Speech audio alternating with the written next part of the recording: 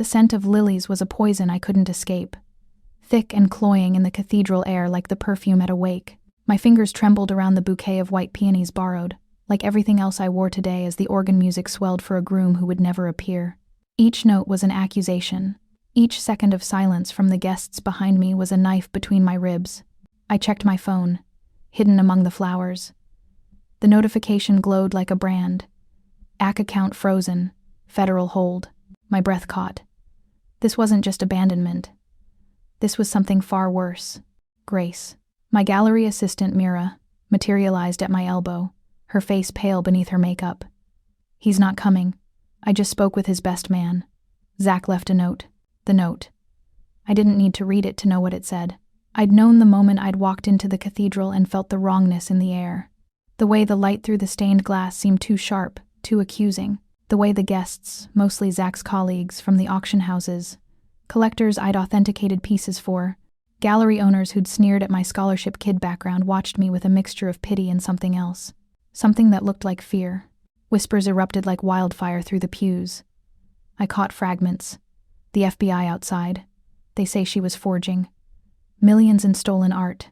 My corset felt like it was crushing my lungs. The cathedral's vaulted ceiling stretched above me, endless and suffocating. I'd restored frescoes in churches like this. Spent hours on scaffolding, studying brushstrokes that were centuries old. And now I couldn't even look up without feeling like the angels in the painted clouds were judging me. Miss Leonard. A voice, official and cold, cut through my spiral. A man in a dark suit, not wedding guest dark, but federal agent dark, stood at the end of the aisle. His hand rested on something at his hip. We need you to come with us. Panic flooded my veins. I didn't... My voice cracked. I don't know what Zach told you, but I didn't... Ma'am, this will be easier if you cooperate. The cathedral doors exploded open. The sound reverberated through the stone chamber like thunder, silencing every whisper, every breath. Heads turned in unison. Even the federal agent froze. He entered like a shadow given form, tall, broad-shouldered, flanked by two men whose suits were so precisely tailored they might as well have been armor. But it was the man in the center who commanded every eye in the room. His suit was charcoal gray, the kind of fabric that whispered of obscene wealth, and his dark hair was swept back from a face that belonged on a Renaissance sculpture. All sharp angles and aristocratic beauty, but it was his neck that made my stomach drop. Beneath the crisp collar of his dress shirt, black ink curled upward, the tail of something larger, something deliberately displayed. A serpent, or a dragon, the tattoo of the Kangpe, the Korean organized crime syndicates I'd read about in art theft reports. He walked down the aisle with the unhurried confidence of a man who'd never been told no. His gaze swept over the crowd, collectors, agents, my terrified assistant, before settling on me. Dark eyes, unreadable, consuming. I felt pinned in place, a butterfly under glass. His guards fanned out, positioning themselves at strategic points throughout the cathedral with practiced efficiency. One of them murmured something into a radio. The federal agent's hand moved away from his weapon, and something in his posture shifted from aggressive to wary. Gracie Leonard. The stranger's voice was low, resonant, with the barest trace of an accent that turned my name into something almost dangerous. He stopped 3 feet from me, close enough that I could detect the scent of his cologne cedarwood and something darker, something that made my pulse spike. I managed a nod, my voice trapped somewhere in my constricting throat. My name is Kong Yejoon. He said it as though I should recognize it. When I showed no reaction, something flickered in his expression. Surprise? Amusement? You don't know who I am. Should I? I whispered. His gaze flicked to the empty space where Zach should have been standing, then back to me. Something cold and predatory moved behind his eyes. Your fiancé worked for me, indirectly. The word fiancé dripped with contempt. He owed me a significant debt, a debt he believed he could escape by. His gaze traveled over my dress, the flowers, the cathedral itself, creating distractions. The cathedral had fallen into a silence so complete I could hear my own heartbeat thundering in my ears. I don't understand. But I did. God help me. I was beginning to. Zachary Kent stole from me. Yejoon's voice remained conversational, but there was steel beneath the silk. $2 million in authenticated art pieces that turned out to be extraordinary forgeries. Forgeries that bore your signature restoration technique. The blood drained from my face. I would never... I know. He cut me off. and the certainty in his voice surprised me more than the accusation had. "You were the tool, Miss Leonard, not the thief. Which is why I'm here." One of the federal agents stepped forward. "Mr. Kong, this woman is wanted for questioning in—" Yejoon didn't even look at him. He reached into his jacket. Every agent in the room tensed, and withdrew a leather portfolio. He handed it to the lead agent with the casual disdain of a king dismissing a servant. "You'll find that Miss Leonard is under my legal protection as of this morning. We filed an emergency injunction in federal court 20 minutes ago, citing prosecutorial misconduct. The warrant is suspended pending a hearing. Touch her, and you're in contempt of court." It was a lie. It had to be. But the agent's face as he scanned the documents told a different story. "This is highly irregular," the agent said, but he was already backing away. Yejoon finally turned to face him fully, and even I felt the temperature drop. "My lawyers are very expensive. Would you like to test how irregular things can become?" The agents retreated toward the side exit. Not a full withdrawal, but a tactical pause. They'd be back. We both knew it. Yejoon turned back to me, and I was struck again by the intensity of his focus. It felt like being seen for the first time in my life. Every flaw, every fear, every desperate hope laid bare beneath that dark gaze. "Your fiancé isn't coming, Miss Leonard." His voice softened fractionally, though not with pity, with something far more dangerous. "Understanding. He was never going to marry you. This ceremony was theater. A distraction while he caught a flight to Singapore with my money and left you holding the brush that painted the forgeries." The bouquet slipped from my numb fingers. White petals scattered across the marble like snow on a grave. "The debt remains," Yejoon continued, his eyes never leaving mine. $2 million, plus interest, plus the insult of believing I wouldn't notice. He paused, and when he spoke again, his voice carried through the entire cathedral. "Your fiancé made you collateral in a game you didn't know you were playing." "I don't have that kind of money," I managed. "I don't have any money. I'm an art historian, not—" "I know exactly who you are, Gracie Leonard." The way he said my name sent heat racing up my spine despite the fear coiling in my gut. "I know about your scholarship to Columbia. I know about your groundbreaking work on Renaissance underpainting techniques. I know about the loan sharks circling your student debt and the gallery position you lost because you wouldn't authenticate a forgery for a collector with mob connections." Each fact he recited was another violation, proof that he'd been watching me, studying me, long before today. "How?" I breathed.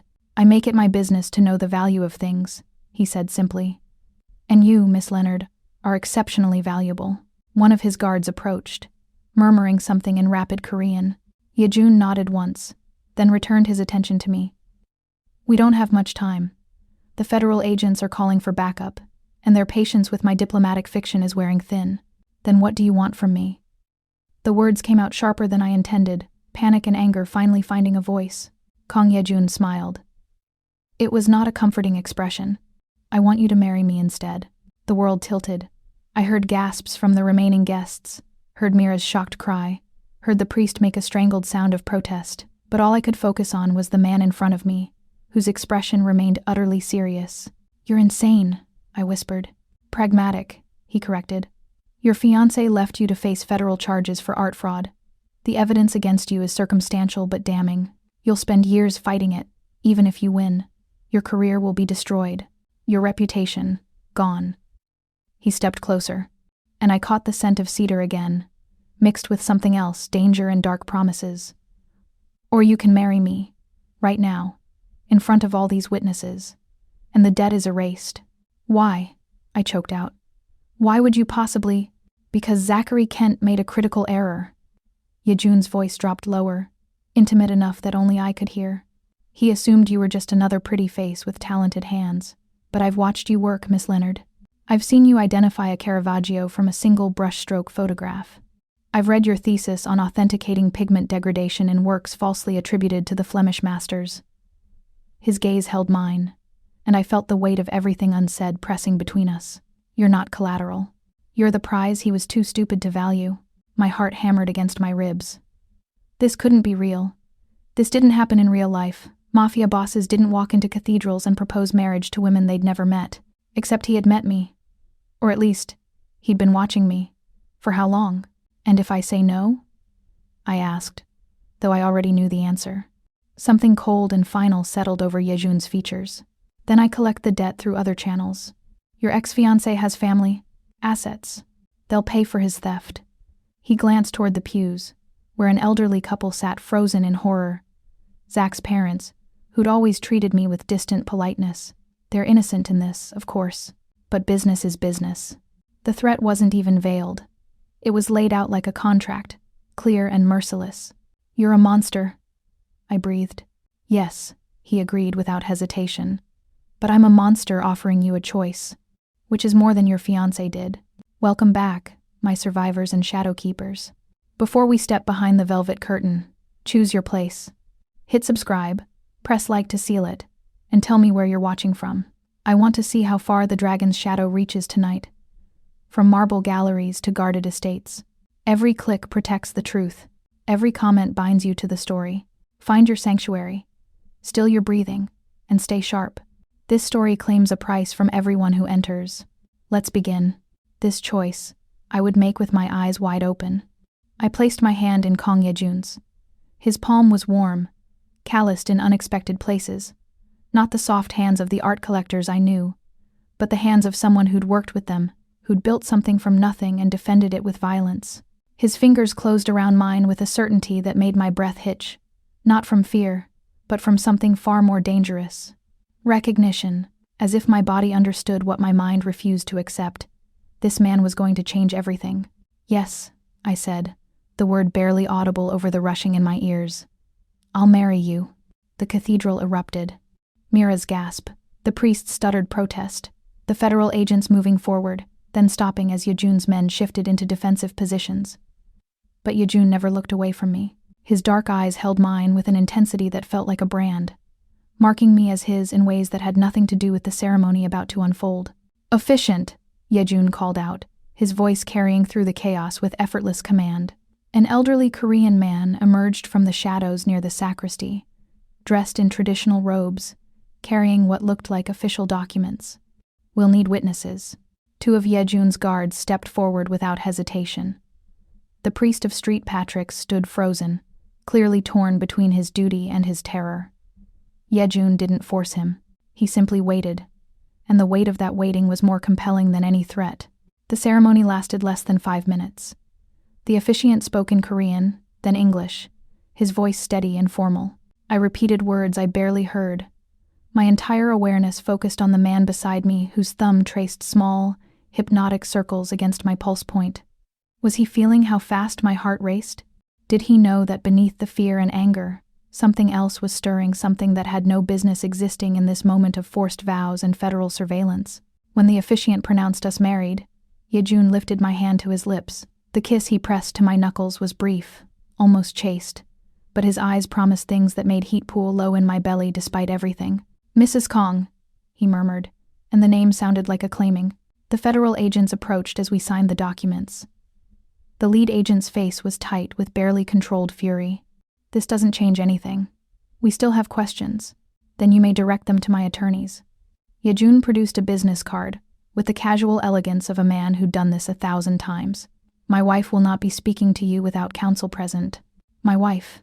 The words should have felt like chains. Instead, they felt like a shield. The drive to Yejoon's estate was silent. I sat in the back of a black Mercedes that smelled of leather and danger, watching Manhattan give way to the manicured landscapes of Westchester. Yejoon sat beside me, close enough that I could feel the heat radiating from his body, far enough that we weren't touching, but I was hyper-aware of every shift of his weight, every breath he took, every moment his gaze slid toward me in the darkened interior. You're afraid, he said finally, and it wasn't a question. Wouldn't you be? I kept my eyes on the passing scenery, unable to meet that penetrating stare in such close quarters. Of me? Yes. Of the situation? No. I would be planning. A pause, weighted and deliberate. Which are you doing, Gracie? The use of my first name sent a shiver down my spine. Intimate, possessive, both. Good. I felt rather than saw his smile. Fear without planning is paralysis. You're smarter than that. We passed through iron gates that rose like the entrance to another world. The estate sprawled before us, a mansion that belonged in a Gothic novel, all stone and shadows and tall windows that glinted in the fading light. Gardens stretched in geometric perfection. A fountain caught the last rays of sun, water turning to liquid gold. It was beautiful in the way a trap could be beautiful. Meticulously designed, inescapable. The car stopped beneath a portico. Yejoon's door opened immediately, his guards moving with synchronized precision. He stepped out, then turned back, extending his hand to me. I hesitated. Once I stepped out of this car, once I crossed the threshold of his home, there would be no going back. His hand remained steady, waiting. Always waiting, never forcing, which somehow made it impossible to refuse. I took his hand and let him guide me into my new prison. The interior of the mansion stole what little breath I had left. Marble floors stretched endlessly, veined with gold that caught the light from crystal chandeliers. Art covered every wall, not the ostentatious displays of new money, but the careful curation of someone who understood beauty, who knew the difference between price and value. I recognized a Monet study, what might have been an early Rothko, a Korean ink painting that predated the Joseon dynasty. "You collect," I breathed, momentarily forgetting everything else. "I acquire what I value." Yejoon's voice came from directly behind me, close enough that I felt his breath stir the loose curls at my nape. "And I protect what's mine." The double meaning wasn't lost on me. I turned, and found myself trapped between his body and a console table bearing a Ming vase. He didn't touch me, but his presence was a physical thing, overwhelming and inescapable. Up close, in better light, I could see the details I'd missed in the cathedral. The tattoo that wound up his neck continued beneath his collar, disappearing into the expensive fabric. His jaw was sharp enough to cut, his lips surprisingly full, his eyes so dark they reflected my terrified face back at me like black mirrors. "The master suite is on the 3rd floor," he said softly, and for a moment I thought he meant for us to share it. Panic must have shown on my face because his expression shifted, not quite amusement, but something close. "The East Wing has been prepared for you. Your own suite, your own space." The relief was so intense my knees weakened. He caught my elbow, steadying me, and the touch burned through the fabric of my dress. "I may be a monster, Gracie, but I'm not that kind of monster." His thumb brushed the inside of my elbow, finding the pulse point there, and I knew he felt the way it jumped at his touch. "You'll come to me when you're ready, not before." "And if I'm never ready?" The words came out sharper than I intended, a defense against the heat his nearness generated. Yejoon leaned closer, his lips nearly brushing my ear. "Then I'll wait. I've been waiting for years. I can wait longer." He pulled back, releasing me, and the sudden absence of his touch felt like loss. "But Gracie, you will be ready. Sooner than you think." A woman appeared, middle-aged, Korean, dressed in elegant black. Yejoon spoke to her in rapid Korean, and she bowed before turning to me with a warm smile that seemed genuine despite the circumstances. "Mrs. Kong, I'm Hana. I manage the household. Please let me show you to your rooms." I followed her up a sweeping staircase, acutely aware of Yejoon's gaze tracking my ascent. When I finally dared to glance back, he stood at the base of the stairs, hands in his pockets, watching me with an expression I couldn't decipher. Hunger, perhaps, or patience, or both. The East Wing was a revelation. My suite wasn't a room, it was an apartment unto itself, a bedroom with a 4-poster bed dressed in silk, a sitting room with floor-to-ceiling windows overlooking the gardens, a bathroom with a soaking tub carved from a single piece of marble, and my breath caught a study filled with art books, conservation equipment, and a drafting table positioned to catch the northern light. "Mr. Kong had this prepared for you," Hana said gently, watching my reaction. "He hoped you would be comfortable." Comfortable. I was standing in a gilded cage that had been designed specifically for me, with bars made of beauty and consideration. It should have felt more suffocating than the cathedral. Instead, it felt like being seen in a way Zach never had, not in 3 years together. After Hana left, I sank onto the bed and let myself shake. The adrenaline was finally crashing, leaving me hollow and raw. I'd married a stranger, a criminal, a man who'd been watching me for reasons I didn't understand. I should have been planning my escape, figuring out how to get word to the authorities, something. Instead, I found myself thinking about the way his thumb had traced my pulse, the promise in his voice when he said I'd come to him when I was ready, the hunger in his eyes that made me feel like prey and prize all at once. A soft knock interrupted my spiral.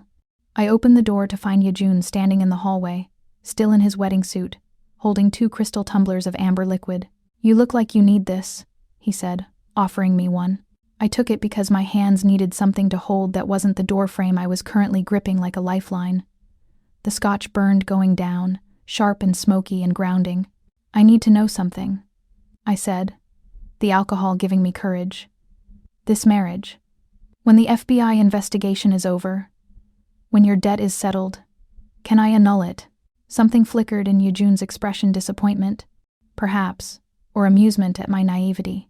He stepped into my room without invitation, moving to the window that overlooked his domain. The fading light painted him in shades of gold and shadow, turning him into something almost otherworldly. "No," he said simply. My heart stuttered.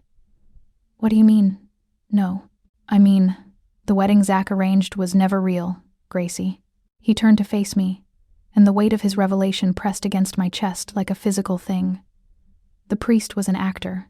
The license was never filed. Zach wanted you arrested at the altar, maximum humiliation, maximum distraction, while he caught a flight to Singapore. You were never supposed to actually become his wife." The scotch glass slipped from my numb fingers. Yejoon caught it before it hit the floor, moving with inhuman speed, and suddenly he was close again, too close, his hand on my wrist to steady me. "But you..." I couldn't finish the sentence. "I brought a real officiant, filed real paperwork. Our marriage is the only legal thing that happened in that cathedral today." His grip on my wrist tightened fractionally, not painful but inescapable. "You're not his discarded bride, Gracie. You're my wife. Legally, binding, real." The room spun. Everything I'd thought I understood shifted beneath my feet. Zach hadn't just left me. He'd orchestrated an elaborate fiction designed to destroy me while he escaped. And Yejoon had what? Saved me? Claimed me? Both? "Why?" The word came out broken. "Why would you do this?" Yejoon released my wrist, but his hand didn't move away. Instead, his fingers traced the delicate bones there, mapping me with a thoroughness that made my skin burn. "Because you were always meant to be mine. Zach was just an obstacle I should have removed sooner." "You're insane," I whispered, but I didn't pull away from his touch. "Yes," he agreed, his voice dropping to something dark and velvet. "But so are you, Gracie. You just don't know it yet." He stepped back, giving me space I wasn't sure I wanted anymore. "Rest. Tomorrow, we begin unraveling the web Zach built around you.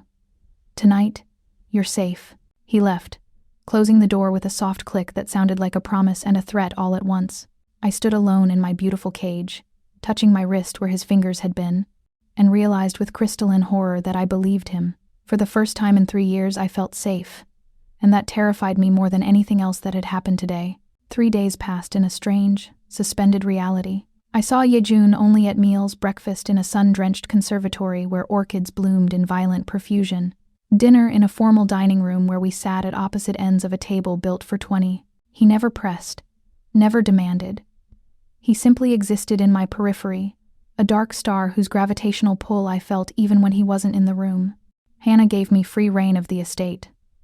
I explored like a ghost, drifting through halls lined with art that would make museum curators weep.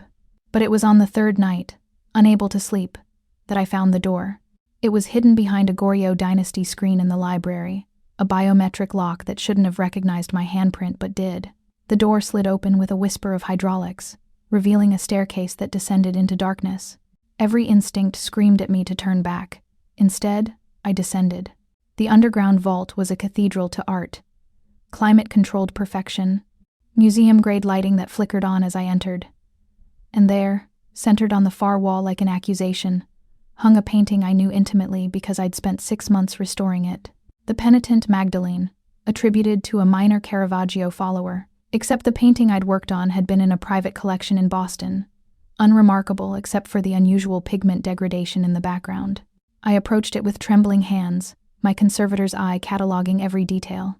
The brushwork was too confident for a follower, the chiaroscuro too masterful, the flesh tones too luminous. This wasn't a follower's work. This was Caravaggio himself, and I'd missed it.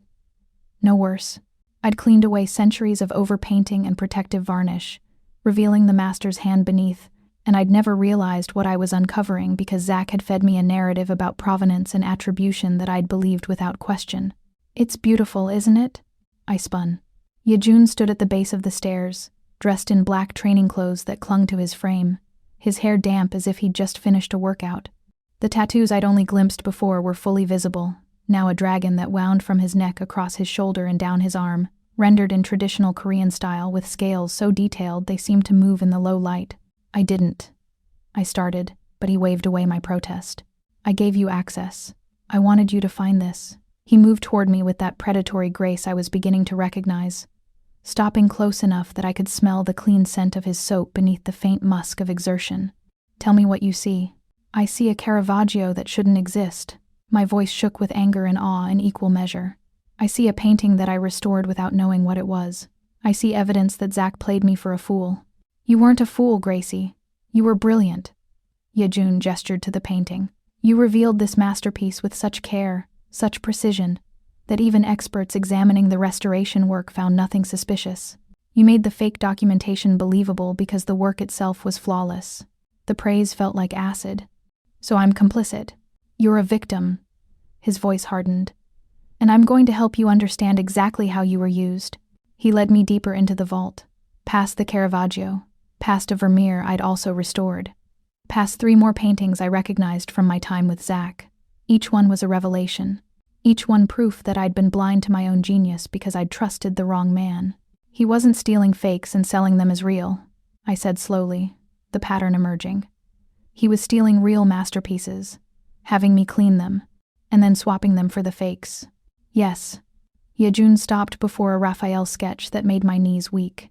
The collectors he sold to myself included were receiving museum-quality forgeries while the real pieces went to a buyer in the Middle East who doesn't care about provenance. How much? I asked, though I wasn't sure I wanted to know. Conservatively, 200 million over 3 years. The number was so absurd it didn't feel real. I'd been working 60-hour weeks in a cramped studio, living on ramen and student loan deferments, while Zach used my hands to steal a fortune. There's more. Yejoon pulled out his phone, swiping through images before handing it to me.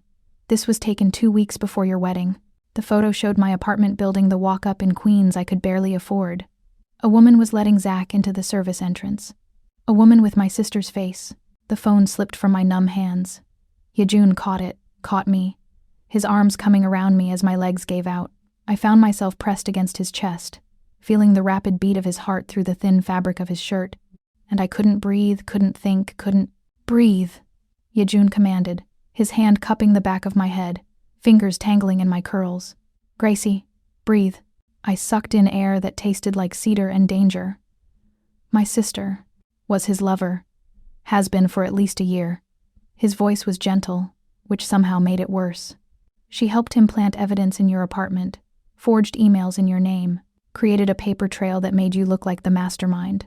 The betrayal was a physical thing, tearing through me with claws. Not Zach, I'd mourned him already, mourned the illusion of him. But my sister, my only family, the person who was supposed to stand beside me. I broke. The tears came violent and ugly, the kind of crying that had no dignity, only raw pain. And Yejoon held me through it, one hand cradling my head, the other pressed flat against my back, anchoring me to his solid warmth while I shattered. He didn't offer platitudes, didn't tell me it would be okay. He simply held me in an underground vault, surrounded by stolen masterpieces, while I wept for the family I'd lost, and the innocence I'd never get back. When the tears finally subsided, leaving me hollow and exhausted, I became aware of our position. I was pressed against him from chest to hip, my face buried in his neck, my hands fisted in his shirt. His hands were on me, possessive, protective, dangerous, and beneath the grief, something else stirred. Something dark and hungry that responded to his nearness like a match to kindling. I pulled back. His arms loosened but didn't release me entirely, his hands sliding to my waist as if reluctant to let go completely. Why did you give me access to this? My voice was wrecked, raw from crying. Why let me see it? Because I need you to understand what you're capable of. His thumbs traced small circles against my hip bones, a touch that felt casual but burned through the thin fabric of my dress. Zach weaponized your genius. I want to empower it. To what end? Revenge. The word was simple, absolute. You're going to help me find every piece he stole. You're going to help me expose him for what he is. And when we're done, he'll have nothing left but the memory of what he threw away. It should have sounded melodramatic. Instead, it sounded like justice. And then? I asked. because I needed to know. When the debt is settled and Zach is destroyed, what happens to me? Yejoon's hands tightened on my waist, pulling me fractionally closer. Then you decide who you want to be, Gracie. The victim Zach tried to create? Or the woman I see when I look at you? And who is that? His smile was dark, full of promises that terrified and thrilled me in equal measure. A queen who doesn't know her own power yet. He released me then, stepping back, and the sudden absence of his touch felt like cold water. He moved to a console near the vault entrance, returning with a leather portfolio. "The FBI file on you," he said, handing it to me. "Everything they think they know, every piece of evidence Zach and your sister planted. Study it, find the flaws. Tomorrow we start building your defense." I took the portfolio, its weight somehow worse than the paintings surrounding us. "One more thing." Yejoon's voice stopped me as I turned toward the stairs. "Your sister sent Zach a text the morning of your wedding." I waited, knowing I didn't want to hear this but unable to walk away. She told him she was pregnant. His dark eyes held mine, unflinching. She asked him when he was going to tell you that he'd chosen her. The final knife slipped between my ribs with surgical precision. Zach hadn't just used me. He'd replaced me, and my sister had participated in my humiliation with such calculated cruelty that it took my breath away. I left Yejoon in the vault and climbed the stairs. But when I reached my suite, I didn't go inside. Instead, I found myself walking through darkened halls to the wing Hana had told me was Yejoon's private domain. I shouldn't have. It was madness, dangerous, crossing a line that couldn't be uncrossed. But grief and rage and something darker drove me forward until I stood outside his door. I knocked, before I could think better of it. The door opened almost immediately. Yejoon stood in the threshold, still in his training clothes, unsurprised to find me there as if he'd been waiting. "Don't let me be alone tonight," I whispered, hating myself for the need, for the weakness, for the way my body leaned toward his like a flower to the sun. He stepped aside without a word, letting me enter his sanctuary. His suite was spare, all dark wood and clean lines, martial in its simplicity. But there were touches of softness. Books in Korean and English, art not valuable pieces, but things he must have chosen because they moved him. A photograph of a young woman who bore a striking resemblance to him. "My sister," he said, following my gaze. "She died when I was 17. The revelation hung between us, an offering of vulnerability in exchange for my own. He poured us both drinks, whiskey this time, not scotch. We sat on opposite ends of a low couch, the space between us charged with everything unspoken. Outside, dawn was beginning to break, painting the sky in shades of blood and gold. "Tell me about her," I said, because I needed to think about something other than my own shattered family. So he did. He told me about Jisoo, brilliant and fierce, who dreamed of being a painter. He told me about the car accident that wasn't an accident, about the debt his family had owed, about the choice he'd made to take his father's place in an organization that dealt in violence and power. "She would have been a better artist than collector," he said quietly. "But she gave me the appreciation for it, taught me to see beauty in broken things." "Is that what I am?" I asked, the whiskey loosening my tongue. "A broken thing you're collecting?" Yejoon turned to face me fully, and the intensity in his gaze stole my breath. "You're not broken, Gracie. You're a masterpiece someone tried to paint over. I'm just helping you remember what's underneath." He reached out slowly, giving me time to pull away, and tucked a curl behind my ear. His fingers lingered at my jaw, thumb brushing the corner of my mouth, and I felt the touch everywhere. "Sleep," he murmured, withdrawing his hand even as my body swayed toward him. "You're safe here." I curled into the corner of his couch, exhausted beyond measure, and let myself drift. The last thing I felt was Yejoon draping a blanket over me, his hand resting briefly on my head in something that felt almost like a benediction. When I woke, sunlight streamed through his windows, and Yejoon was gone. But there was a note on the coffee table in elegant script. "The truth is a weapon. Learn to wield it." 2 weeks bled into 3, and the estate became less a prison and more a fortress where I was learning to be someone new, someone harder, someone who understood that survival sometimes looked like sitting across from a mafia boss at dinner and debating the attribution of a contested Tishan with the passion of a scholar and the precision of a warrior. Yejoon was teaching me, though not in ways I'd expected. He showed me his operation, not the violence, but the infrastructure. The legitimate art acquisition firm that masked his more illicit dealings. The network of forgers, authenticators, and collectors who existed in the gray spaces between legal and criminal. He was preparing me to understand the world I'd been moving through blindly, giving me the knowledge Zach had deliberately withheld. And with every lesson, every conversation, every moment we spent in the same room, the tension between us grew. It was there in the way his hand would brush mine when passing documents, in the way his gaze would linger on the curve of my neck when he thought I wasn't looking, in the charged silence that fell when we were alone in his study late at night, ostensibly working but hyper-aware of every breath, every movement, every particle of space between us. I told myself it was just proximity, just the intensity of the situation, just my body's confused response to danger and protection existing in the same man. I was lying. The truth revealed itself on a Thursday night when I couldn't sleep. I'd been dreaming of Zach, of my sister, of standing in that cathedral while everyone watched me crumble. I woke gasping, tangled in silk sheets, and knew I couldn't be alone. I found myself in Yejoon's study, where a light still burned despite the late hour. He sat behind his desk, reading glasses perched on his nose, surrounded by financial documents. The domesticity of the image struck me, this dangerous man doing mundane paperwork, looking almost vulnerable in the lamplight. He glanced up when I entered, and something shifted in his expression. Concern, yes, but also hunger barely leashed. Can't sleep?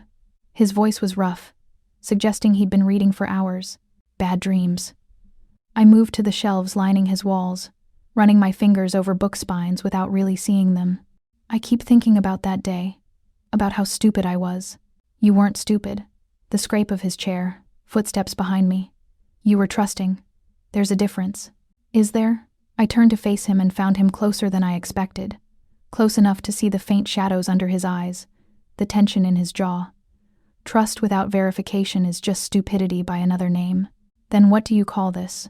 His hand rose, hovering near my face without touching. You're standing alone with me in the middle of the night. You've been in my home for weeks. You've let me feed you, shelter you, touch you. His fingers finally made contact, tracing my cheekbone with devastating gentleness. Is that trust or stupidity? I don't know, I admitted, my voice barely a whisper. I don't know anything anymore. Yes, you do. His thumb brushed the corner of my mouth, and I felt the touch like lightning through my nervous system. You know I won't hurt you. You know I see you in ways Zach never did. You know, when you look at me like that, it takes every ounce of control I have not to. He cut himself off, jaw clenching, hand falling away. Not to what?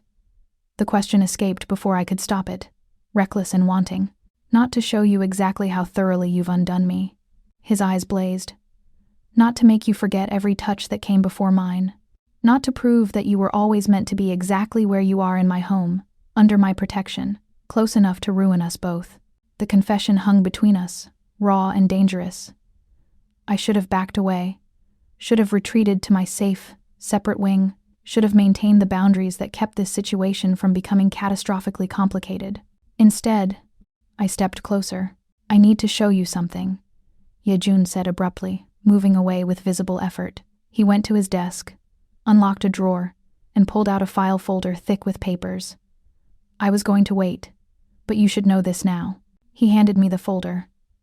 I opened it, scanning the first document, and my breath stopped. It was a financial statement from the St. Jude Foundation for Arts Education. My scholarship, the one that had saved me from dropping out of Columbia, that had paid for my graduate studies, that had made my entire career possible. Except the St. Jude Foundation didn't exist. I flipped through the pages, my hands shaking.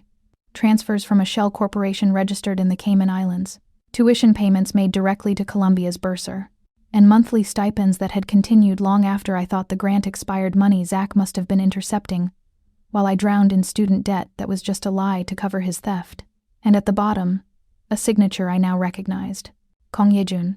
You, the word came out accusatory. You've been funding me for 10 years, he confirmed, watching me with hooded eyes. Since you were 22 and submitted your undergraduate thesis on Caravaggio's use of shadow. It was brilliant, fearless. I knew then what you could become. You've been stalking me for 10 years? Anger and something else, something that felt dangerously like gratitude warred in my chest. I've been investing in you. He moved closer, and this time I didn't back away. I've been waiting for you to reach your full potential. And then Zach Kent walked into your conservation lab, saw that same potential, and used it instead of nurturing it. Why? I demanded. Why would you do this? Invest in a stranger, wait years, watch me from the shadows. Yejoon's hand rose to my face again, cupping my jaw, tilting my head back to meet his gaze. Because the first time I saw your work, it felt like recognition, like finding something I'd been missing without knowing it was gone. Because I built an empire on understanding value, and you, Gracie Leonard, are the most valuable thing I've ever encountered. I'm not a thing, I protested weakly, even as my body swayed into his touch.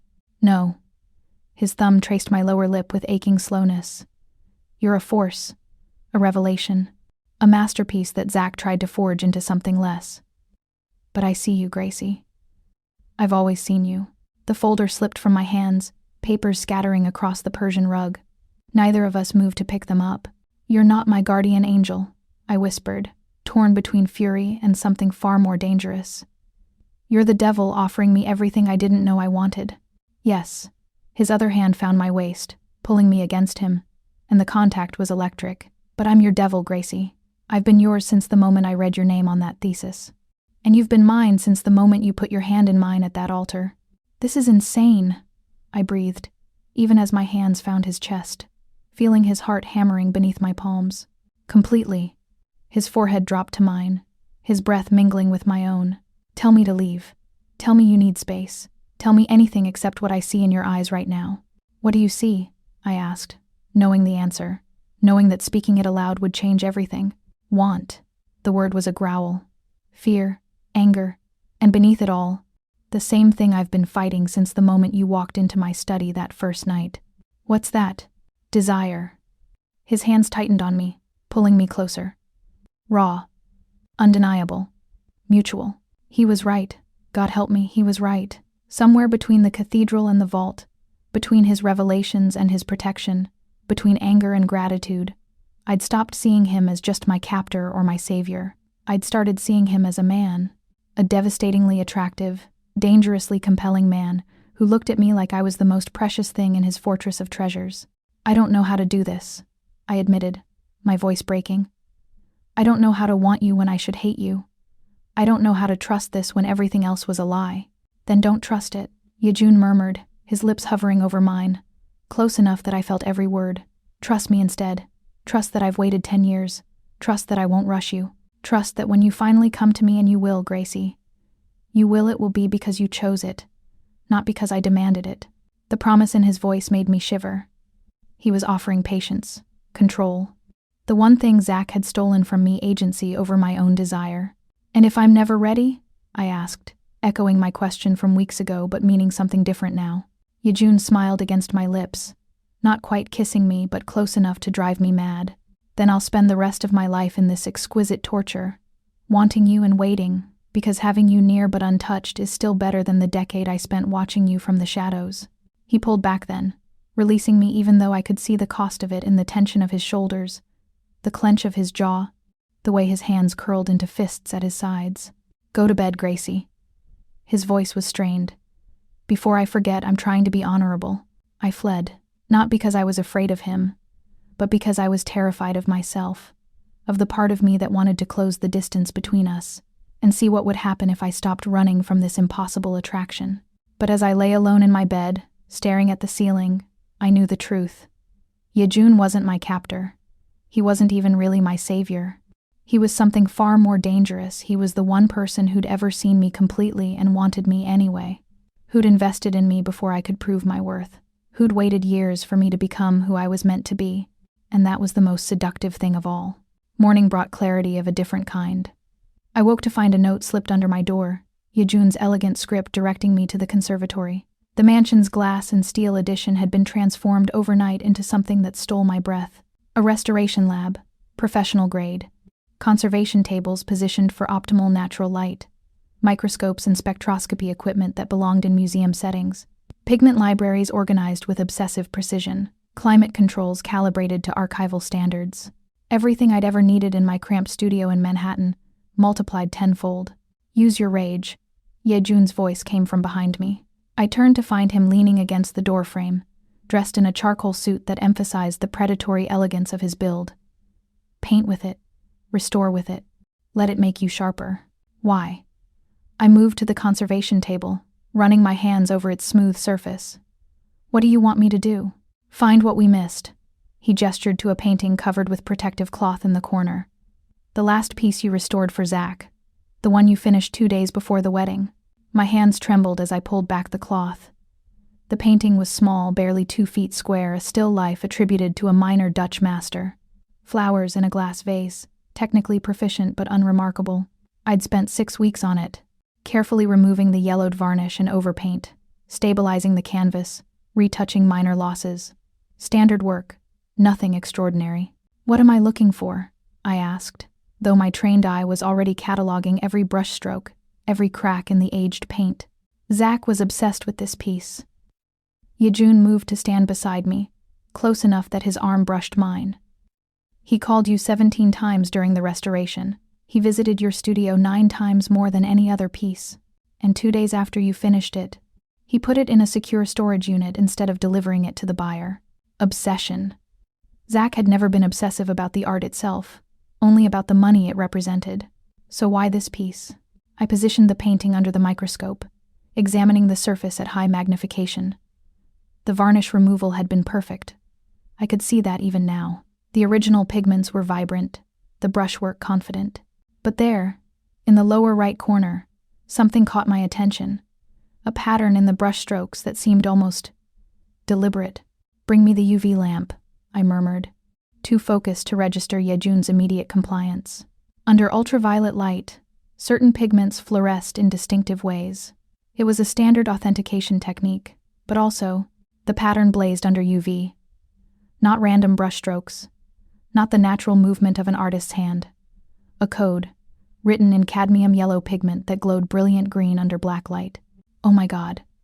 My hands flew over the keyboard of the spectroscopy computer, pulling up references. This isn't a restoration technique. This is mine. Explain. Yejoon's voice was sharp, focused. In graduate school, I developed a method for invisible watermarking. The memory came rushing back my thesis.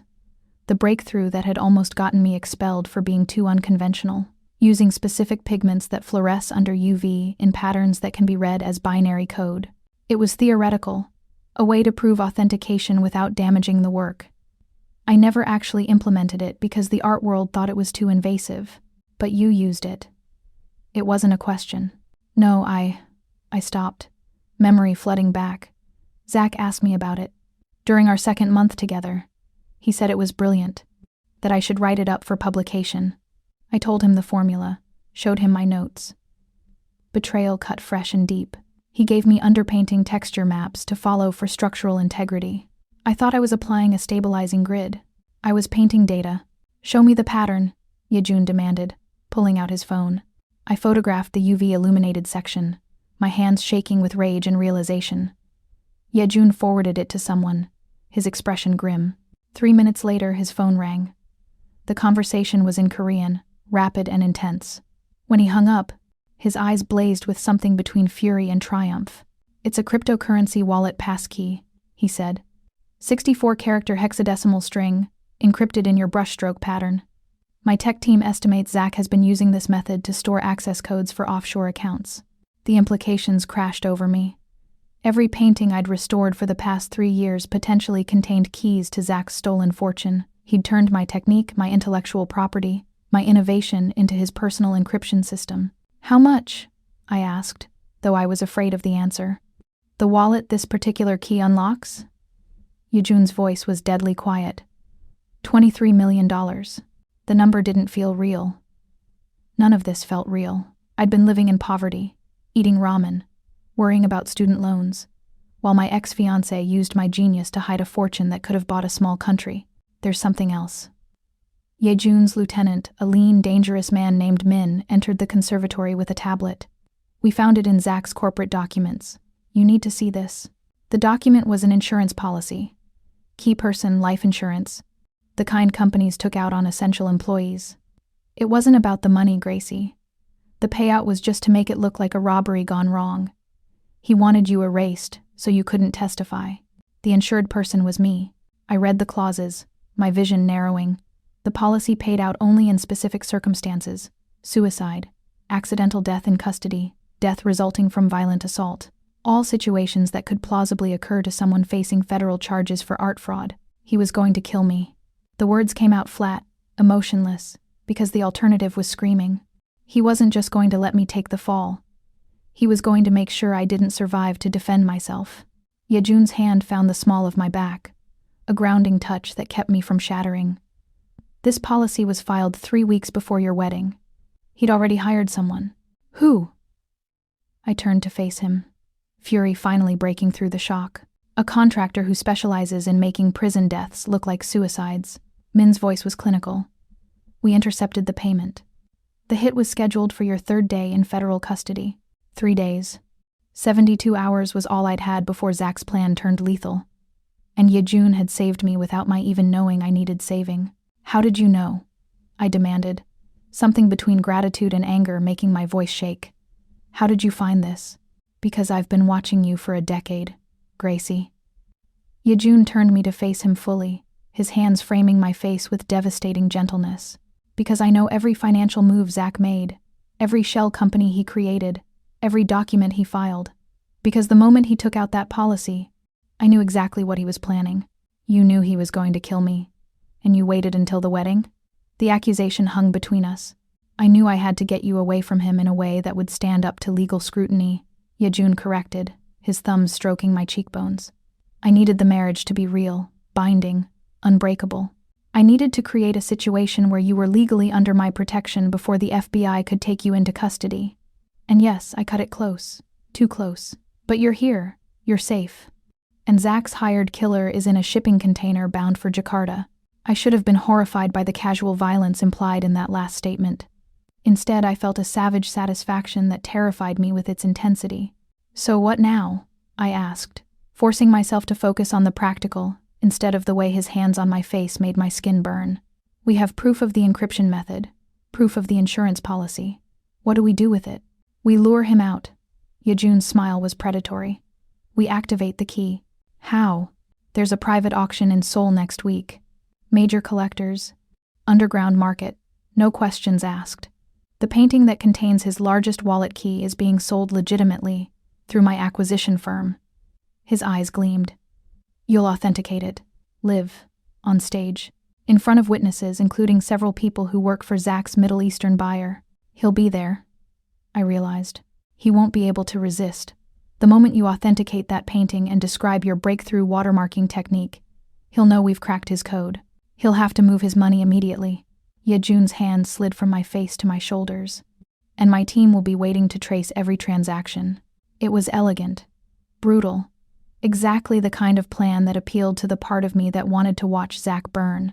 When do we leave? I asked. 3 days. His hands tightened on my shoulders. Gracie, this will be dangerous. Zach is desperate. Desperate men do reckless things. Good. I met his dark gaze with newfound steel. Let him be reckless. Let him make mistakes. Because I'm done being his victim. Yejoon studied me for a long moment, and I saw approval in his expression, along with something darker. Something possessive and hungry that made my breath catch. There's one more thing, he said quietly. When we go to Seoul, we'll be presenting as a married couple. Unified front. He needs to believe we're unshakable. I can do that, I said, more confidently than I felt. Can you? His hand rose to cut my jaw, tilting my face up. Can you stand beside me in front of hundreds of people and make them believe you chose this? Chose me? The question held layers of meaning. Was he asking about the mission? Or something more personal? I did choose this, I said slowly, surprising myself with the truth of it. Maybe not at first. Maybe not in that cathedral when I had 3 seconds to decide, but every day since, every moment I could have run or called for help or betrayed you, I chose to stay. I chose to trust you. I stopped, the words too dangerous to speak. Say it, Yejoon demanded, his voice dropping to a rough whisper. Finish that thought. I chose you, I breathed. I don't know when it happened. I don't know if it's Stockholm Syndrome or trauma bonding or just pure insanity. But somewhere between the vault and the study, Between your confessions and your patience, I stopped pretending this was just survival strategy. I chose you, Yejoon. God help me. His control shattered. One moment we were standing apart. The next, his mouth was on mine, claiming, consuming, turning every cell in my body to liquid fire. His hands tangled in my curls, angling my head for deeper access, and I opened for him with a moan that would have embarrassed me if I wasn't too far gone to care. The kiss was everything I'd been denying myself, desperate, angry, laced with weeks of tension and wanting. His tongue swept against mine, and I tasted dark promises. Patient hunger finally unleashed. My hands found his hair, his neck, his shoulders, needing to touch, to confirm he was real, that this was happening. He lifted me onto the conservation table, stepping between my thighs, and the position was so intimate, so claiming, that I gasped against his mouth. He swallowed the sound, one hand sliding to the small of my back, while the other cradled my head with devastating tenderness that contrasted beautifully with the rough hunger of his kiss. Gracie. My name was a prayer and a curse. He pulled back just enough to meet my eyes, his pupils blown wide, his breathing ragged. If we don't stop now, don't stop, I said recklessly, pulling him back to me. Don't you dare stop. His laugh was dark and full of promise. Not here, not like this. When I have you, and I will have you. Make no mistake, it won't be on a conservation table in broad daylight where anyone could walk in. The words sent heat pooling low in my belly. Then where? My bed.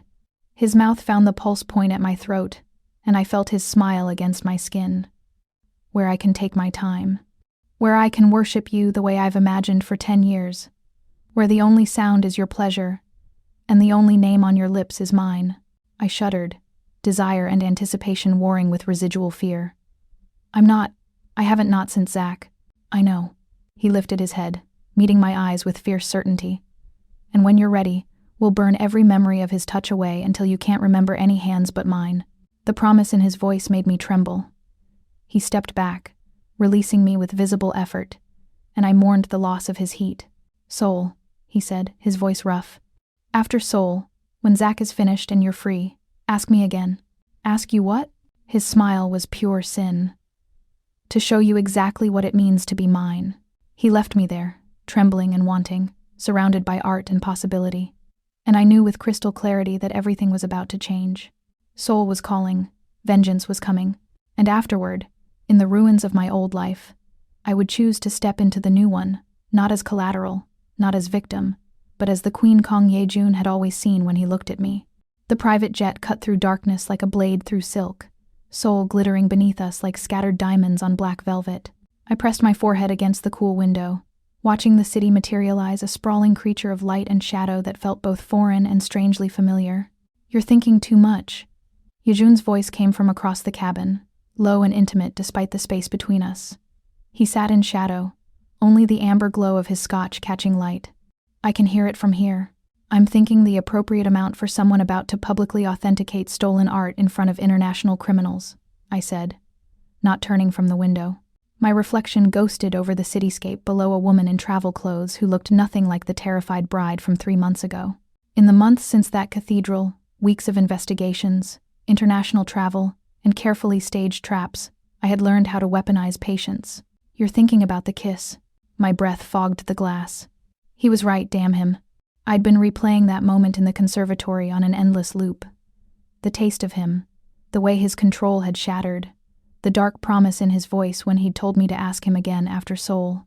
Arrogant, I murmured, finally turning to face him. His smile was a slash of white in the darkness.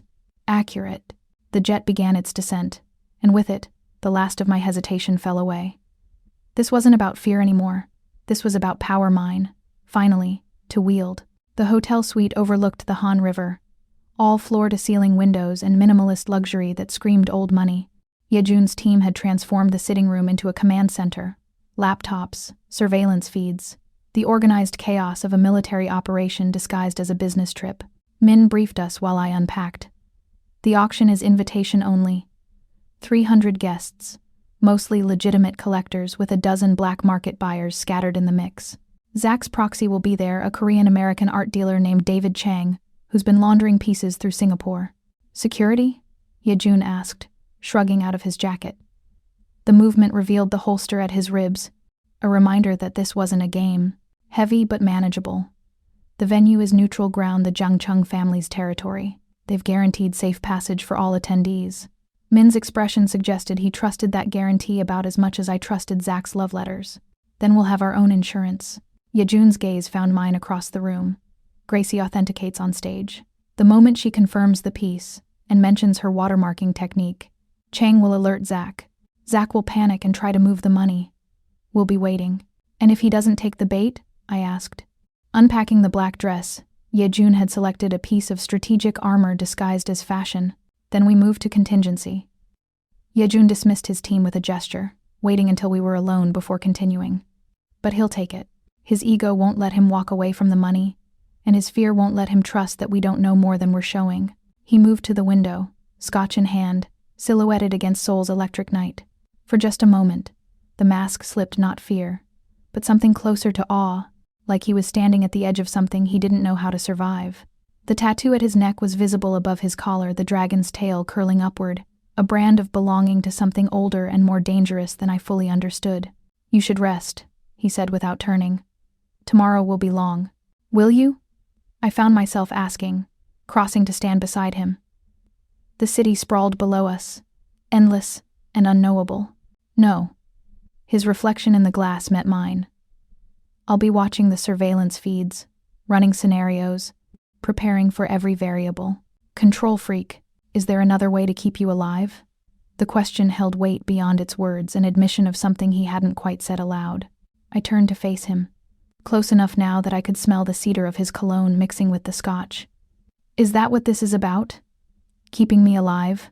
It's about keeping you. His hand rose, not quite touching my face but hovering there. A question written in the space between us. Everything else is just the method. The confession hung in the air, raw and unadorned. I should have stepped back. We should have maintained the distance that kept this professional, strategic. Instead, I leaned into his almost touch, my cheek finding his palm. After Seoul, I whispered, echoing his earlier promise. Ask me again after Seoul. His fingers curled against my skin, a tremor of restraint. Go to bed, Gracie. Before I forget, we have a war to win tomorrow. I went, but I felt his gaze tracking my retreat, heavy as a physical touch. The Shinsege gallery at night was a temple to wealth and shadow. Crystal chandeliers cast fractured light across marble floors, illuminating faces I recognized from Interpol watch lists and Forbes magazines in equal measure. I stood in the preparation room, staring at my reflection in a full-length mirror, and barely recognized the woman looking back. The dress was black silk that moved like water, cut to suggest rather than reveal, with a neckline that framed the hollow of my throat where my pulse fluttered visibly. My curls were swept into an elaborate updo that exposed the length of my neck. Diamond earrings borrowed from Yejoon's collection caught the light like stars. You look like vengeance, Hana said softly, adjusting the fall of the dress at my hips. Beautiful and terrible. Good. I turned from the mirror, reaching for the small clutch that held my notes and the microscope images. That's exactly what I'm going for. Yejoon entered without knocking, and the air pressure in the room shifted. He wore a tuxedo that transformed him from dangerous to devastating, every line cut to emphasize the predatory elegance of his build. But it was his eyes that made my breath catch dark, consuming, tracking every detail of my appearance with an intensity that felt like being marked. Ready? His voice was rougher than usual, and I knew he was seeing not just the dress but what it represented, my choice to stand beside him, to weaponize my appearance the way he weaponized everything else. Ready, I confirmed, accepting the arm he offered. The gallery buzzed with controlled energy, the kind of barely leashed hunger that came with proximity to rare beauty and rarer opportunity. Yejoon guided me through the crowd, his hand at the small of my back, a brand of possession that turned heads and whispered questions in our wake. I caught sight of David Chang near the bar, mid-40s, expensively dressed, with the careful neutrality of a man who made his living in gray spaces. His eyes tracked us across the room, calculating, assessing threat levels. He's seen you, I murmured against Yejoon's shoulder, the gesture appearing intimate to observers while allowing me to speak without being overheard. Good. Let him report back. Let Zach know exactly what he's facing. Yejoon's hand splayed wider at my back, fingers pressing through silk to skin. You're not his victim anymore. "You're my queen." The possessive pride in his voice made heat pool low in my stomach, dangerous and intoxicating. The auction began with lesser pieces, testing the room's appetite, building tension. I stood backstage with the painting that would change everything. My heart a steady drumbeat of anticipation rather than fear. Through the gap in the curtains, I could see the crowd, see Chang's position near the exit, see Yejoon's men positioned at strategic points throughout the space. Miss Leonard. The auction house director appeared at my elbow, nervousness evident in his precise movements. "You're on in 2 minutes. Remember, keep your authentication brief but thorough. These buyers are sophisticated, they'll know if you're hedging." "I know exactly what they need to hear," I assured him, surprising myself with the steadiness of my voice. The stage lights were blinding, turning the audience into a sea of shadows punctuated by the gleam of jewelry and the red dots of recording devices. I positioned the painting on the easel, adjusted the lighting to showcase the brushwork, and felt the room lean forward with collective hunger. "Good evening." My voice carried through the space, amplified and strangely powerful. "I'm Dr. Grace Leonard, and I've been asked to authenticate this piece attributed to the Dutch Golden Age master Hendrik ter Bruggen." I began with the technical details, pigment analysis, canvas composition, the telltale signs of 17th century craftsmanship. The audience was rapt, but I wasn't speaking to them. I was speaking to one man, watching through Chang's phone, thousands of miles away. "However," I continued, letting a small smile curve my lips, "what makes this piece truly unique is a revolutionary authentication method I developed during my graduate research." I gestured to the microscope images projected behind me. Using specific fluorescent pigments visible only under UV light, I created a watermarking system that allows restorers to sign their work invisibly. The room erupted in murmurs. Chang's hand went to his phone. "This particular piece bears my signature technique, a pattern that can be read as a 64-character hexadecimal string." I met Chang's eyes across the darkened gallery. "Some might call it a key. I call it insurance that my work can never be falsely attributed." Chang was already moving toward the exit, phone pressed to his ear. Yejoon's men didn't stop him, this was exactly what we wanted. I finished the authentication, confirmed the piece's provenance, and descended from the stage to thunderous applause. But I was tracking Chang's retreat, watching the dominoes begin to fall. Yejoon materialized at my side, his hand finding mine with proprietary ease. "Brilliant," he murmured against my ear, the praise sending shivers down my spine.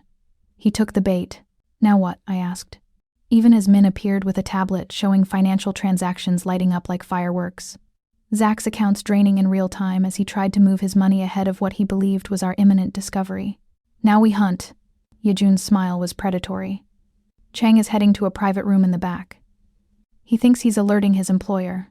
Instead, he's leading us exactly where we need to go." We moved through the gallery with the casual elegance of guests enjoying the evening. But I felt the coiled tension in Yejoon's body, the predator beneath the tuxedo preparing to strike. His security team formed a loose perimeter around us, invisible to the uninitiated but obvious to anyone trained to look. The private rooms in the back of the gallery were designed for discreet negotiations, soundproofed, unmarked, accessible only to VIP buyers. Min had already disabled the locks, giving us access while making it look like a malfunction. We could hear Chang's voice through the door, rapid Korean, punctuated by English phrases.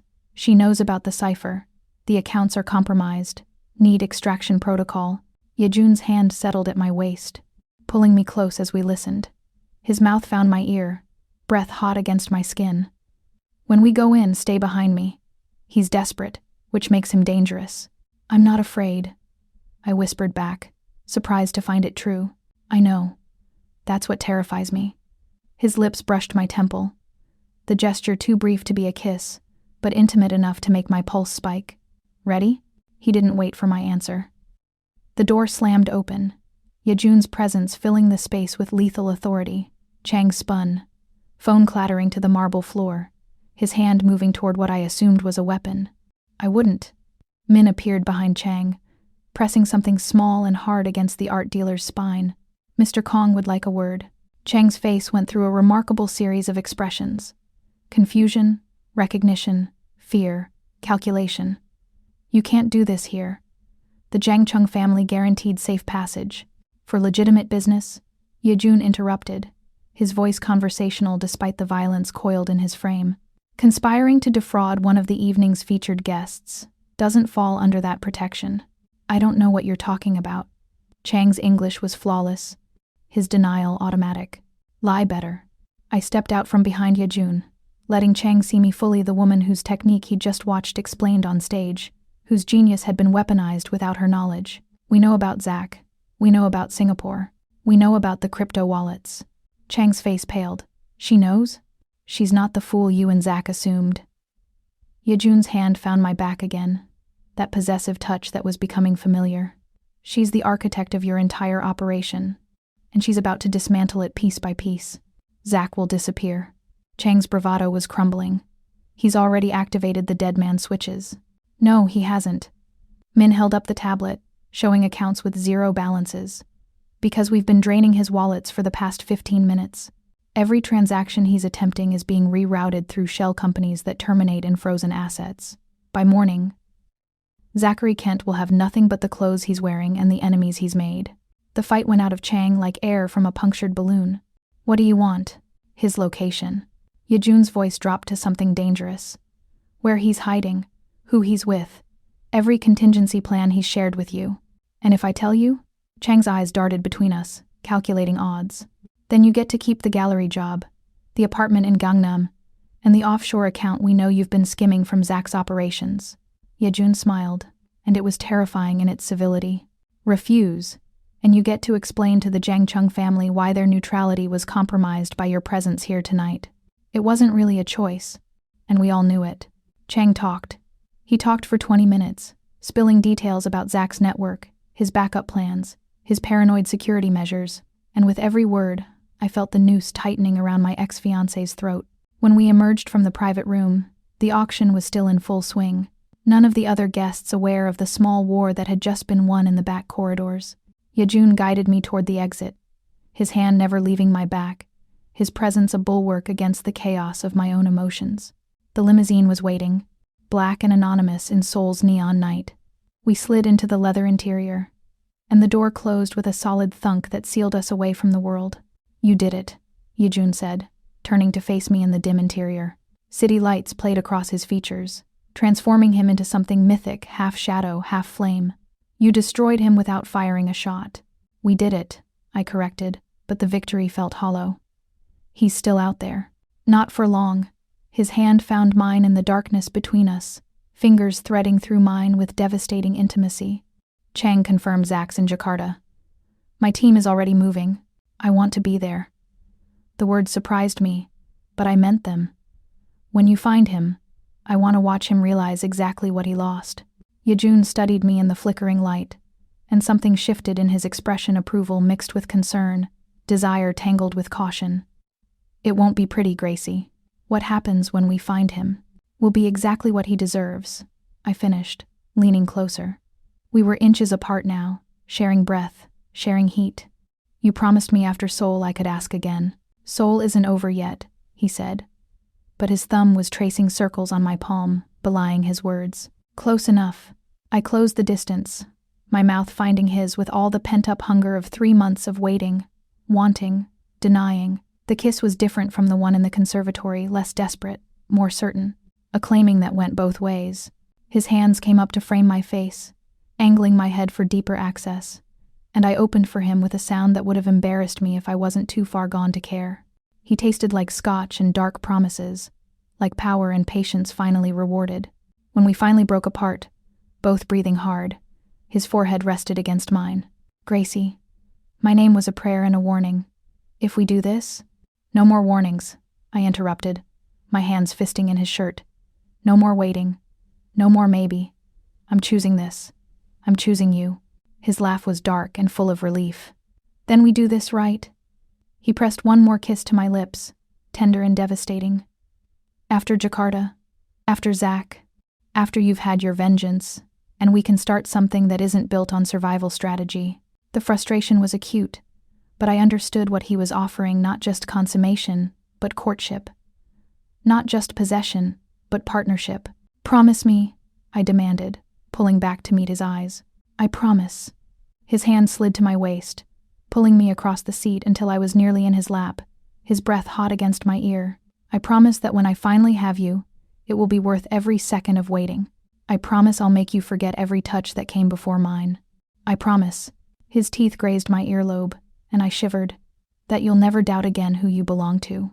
The limousine pulled up to the hotel, reality intruding on our dark sanctuary. But as Yejoon helped me out, his hand possessive at the small of my back, I felt the weight of his promises settling over me like a cloak. Jakarta was calling. Vengeance was coming. And after, there would be no more barriers between what we were and what we could become. The flight to Jakarta was longer than Seoul, and I spent it in a state of anticipatory tension that had nothing to do with fear and everything to do with the man across the cabin who kept looking at me like I was a problem he was trying to solve and a prize he'd already won. "Stop," I said finally, not looking up from the financial documents I was pretending to review. "Stop what?"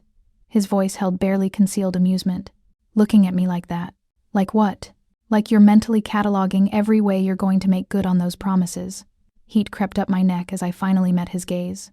He was sprawled in his seat with leonine grace, shirt sleeves rolled up to reveal forearms I'd spent too much time studying, a smile playing at his lips that promised sin. "I'm not mentally cataloging." His smile widened. "I'm mentally prioritizing."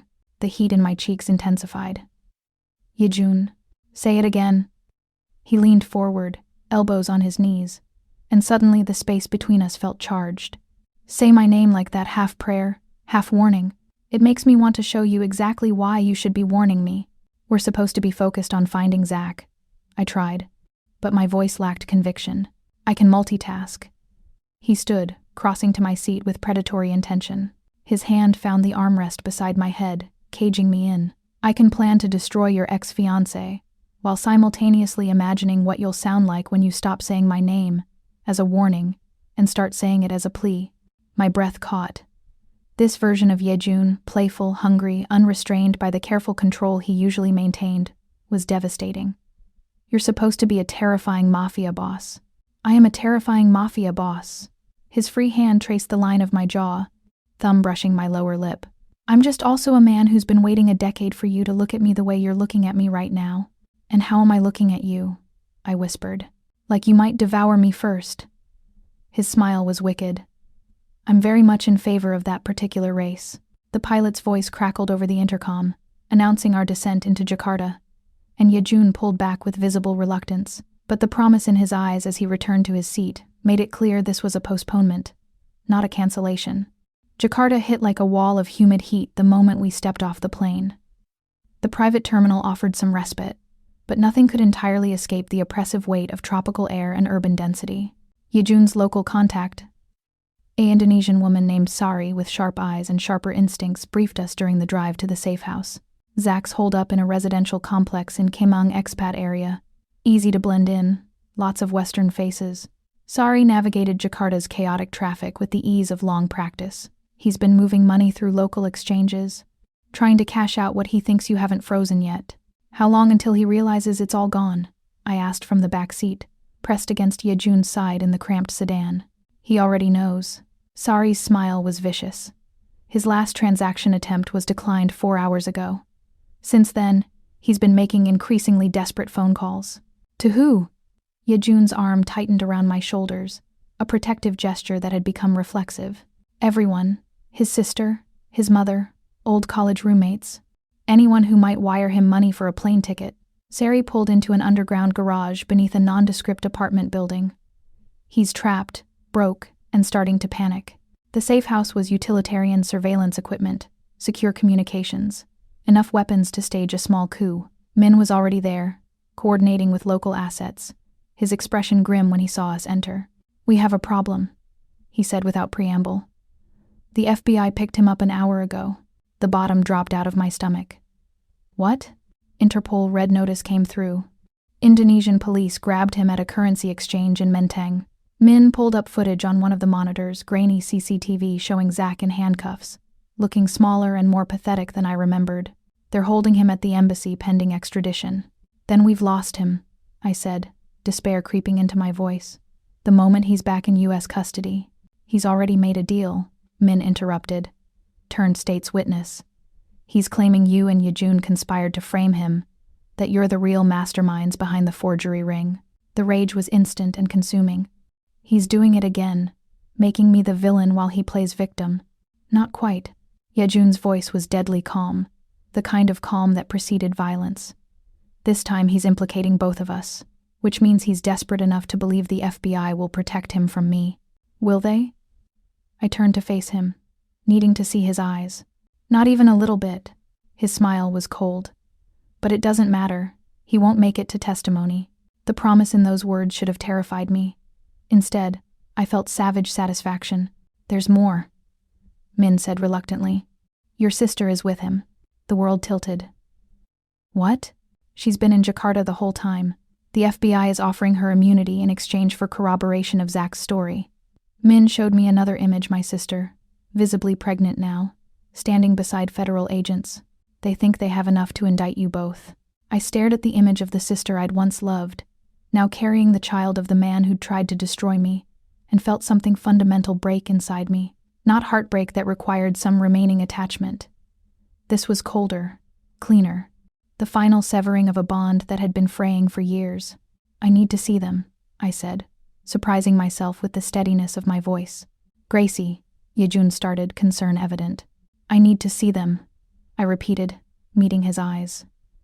I need to look them both in the face and watch them lie to federal agents about me. I need that closure. He studied me for a long moment, reading depths I wasn't sure I wanted exposed. Finally, he nodded. Then we arrange a deposition. You, Zach, your sister, federal prosecutors. Everything recorded. Everything official. They'll destroy her, Min warned.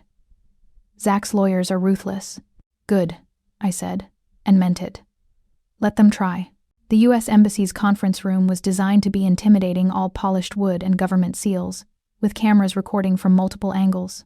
I sat across from Zach for the first time since the cathedral, and the reality of him was almost laughable compared to the monster I'd built in my mind. He'd lost weight. His expensively tailored clothes hung wrong now, and there were shadows under his eyes that spoke of sleepless nights and mounting paranoia. When his gaze met mine, I saw fear flicker across his features before he masked it with bravado. Gracie. He tried for warmth, for the charm that had once worked on me. I'm so glad you're safe. When I heard Yejoon had taken you, save it. I cut him off, my voice arctic. We're not doing this. We're not pretending you're concerned for my welfare. The federal prosecutor, a severe woman named Claire, leaned forward. Miss Leonard, we have testimony from Mr. Kent that you were the primary forger in his operation, that you deliberately created fake provenance documents and sold them to unsuspecting collectors. Do you? I pulled out my tablet, queuing up files I'd spent weeks preparing. Because I have something better than testimony. I have proof. For the next hour, I systematically dismantled Zach's narrative. I presented the technical analysis of the paintings, showing how the restoration techniques used were beyond Zach's skill level and knowledge base. I provided emails where Zach had specifically requested I use certain cleaning methods without explaining why. I showed financial records proving every major purchase of art supplies coincided with Zach receiving a new piece to authenticate. But the killing blow was the chemistry. The pigments used in the forgeries contain a synthetic binding medium that wasn't commercially available until 2019, I explained, pulling up spectroscopic analysis. Zach's operation claims these pieces were created between 2016 and 2018. Either the forger was a time traveler, or someone is lying about the timeline. This could have been faked, Claire argued, but her conviction was wavering. By who? The same woman who supposedly couldn't tell a real Caravaggio from a follower's work? I leaned forward, letting them see the steel that 3 months with Yejoon had forged. You can't have it both ways. Either I'm a genius forger who somehow forgot basic chronology, or I'm exactly what I claim to be, an art historian who was weaponized by a con artist. Zach's lawyer whispered urgently in his ear. I watched my ex-fiancé's face cycle through desperation, anger, and finally, calculation. What about the life insurance policy? Zach blurted out, his lawyer's hand on his arm too late to stop him. Explain that, Gracie. Explain why you took out a $10 million policy on yourself and named my company as beneficiary. The room went silent. Claire's eyes sharpened with interest. I didn't, I said calmly, having anticipated this move. You did. Using a forged signature and stolen biometric data from the conservation lab where I worked. I pulled up another document. Here's the signature analysis, comparing the insurance application to known samples of my handwriting. The pressure patterns are wrong. The letter formation is inconsistent. And most damningly, I zoomed in on the signature line. The date stamp shows it was signed while I was giving a lecture at Columbia, a lecture with over 200 witnesses and security camera footage. Zach's face went gray. His lawyer stood abruptly. "We need a recess." "You need a new client," I corrected, gathering my materials. "Because this one just committed perjury." Chen held up a hand. "Miss Leonard, please sit. We're not done." "Actually, we are." Yejoon's voice came from the doorway. He'd been observing from the adjacent room, and now he entered with the casual authority of someone who owned the space simply by occupying it. "My wife has cooperated fully with your investigation. She's provided documentation that exonerates her and implicates Mr. Kent in multiple felonies. Unless you're prepared to charge her with something specific, this deposition is over." "Mr. Kong," Claire started. "Dr. Kong," Yejoon corrected smoothly. "I have a doctorate in art history from Seoul National University. I'd appreciate the proper title." He moved to stand behind my chair, his hand settling on my shoulder in a gesture that was both possessive and protective. "Now, are we done here?" Chen looked between us, clearly frustrated but lacking ammunition. "For now, but don't leave Jakarta." "Wouldn't dream of it," I said sweetly, standing. "I'm rather enjoying watching justice catch up to people who underestimated me." We were almost to the door when my sister's voice stopped me. "Gracie, wait." I turned slowly. She stood in the doorway of an adjacent conference room, one hand on her swollen belly, her face a study in false remorse. "I'm sorry," she said, and she almost sounded like she meant it. "I never meant for things to go this far. Zach said you wouldn't be hurt, that you'd just be inconvenienced." "Inconvenienced." The word tasted like acid. "You helped frame me for fraud. You slept with my fiancé. You're carrying his child. And you call that an inconvenience?" "I love him," she said, as if that explained everything. "You never really did. You loved your art more. I wanted something that was mine, not the scraps you left behind." The psychology of it was almost fascinating in its selfishness. She'd rewritten our entire history to justify her betrayal, turned my dedication to my career into neglect of her, transformed her conscious choices into inevitable consequences of my failures. "You're right," I said, and watched surprise flicker across her face. "I didn't love him. I loved the idea of him, the partnership, the respect for my work, the future we were building. But I never loved him the way you apparently do." I stepped closer, close enough to see the fear in her eyes. "So you can have him. You can have the broke, desperate, soon-to-be incarcerated father of your child. You can have the man who was willing to have me killed for insurance money. You can have all of it." "Gracie, I'm done." I turned away, dismissing her as thoroughly as she'd once dismissed my trust. "Enjoy your prize. I hope he's worth what you paid for him." Yejoon's hand found the small of my back as we walked away, guiding me through corridors that blurred with unshed tears I refused to let fall. Not here. Not in front of them. Not when I'd just won. The embassy's back exit led to a covered garage where Sari waited with the car. We slid into the back seat, and only when the door closed and the outside world disappeared did I finally let the tremors start. "You destroyed him," Yejoon said quietly, pulling me against his chest. "You walked into that room and systematically dismantled every lie he built. You were magnificent. Then why do I feel like this?" My voice cracked despite my best efforts. "Because you're human." His hand stroked through my curls, the gesture soothing. "Because you can be strong enough to face your betrayers and still feel the wound when you're safe enough to acknowledge it. I hate that she's pregnant." I admitted into his shirt. "I hate that some part of me still cares that she's about to tie herself to a monster. That's not weakness. That's proof you're better than they are." He tilted my face up, his thumbs brushing away tears I hadn't realized were falling. "You offered her closure and walked away. She'll spend the rest of her life wondering if you were right." "What happens now?" I asked, needing the tactical focus to override the emotional spiral. "Now the FBI's case against you collapses. Zach's deal is worthless, without your sister's corroboration, and her immunity hinges on providing testimony that supports his version of events." Yejoon's smile was grim. "Without that, they're both exposed to the full weight of federal prosecution. And us? We go home." His hand cupped my face with devastating gentleness. "We return to New York, and we start living instead of surviving. After Jakarta," I reminded him, my voice steadier now.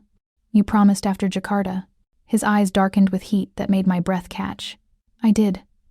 And I keep my promises. His thumb traced my lower lip. But first we end this properly. We make sure Zach understands exactly what he lost and what it's going to cost him. The car wound through Jakarta's traffic toward the safe house, but I barely noticed the journey. I was too focused on the man beside me, on the weight of his promises, on the future that was finally, impossibly, within reach.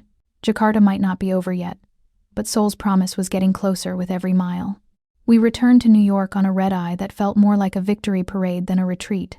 Nearly 12 weeks had passed since the wedding time measured not in days, but in threats survived. The FBI had released me from their investigation not officially, but with the kind of quiet withdrawal that suggested they knew they'd been played. Zach remained in custody, his deal worthless, his future measured in decades rather than years. My sister had vanished into witness protection, pregnant and tied to a sinking ship. I should have felt triumphant. Instead, I felt unmoored, as if the rage that had sustained me for 3 months had burned away and left me hollow. "You're thinking too loud again," Yejoon murmured from the seat beside me. We had the first-class cabin to ourselves, his security team maintaining a discreet perimeter several rows back. "I'm thinking at an appropriate volume," I countered, but there was no heat in it. "You're wondering what comes next." He turned to face me fully, his hand finding mine in the darkness between us. "Now that the war is over, you're wondering if we were only held together by mutual enemies." The accuracy of his observation stole my breath. Mind reader. Student. His thumb traced patterns on my palm that made concentration difficult. "I've spent 10 years learning to read you, Gracie.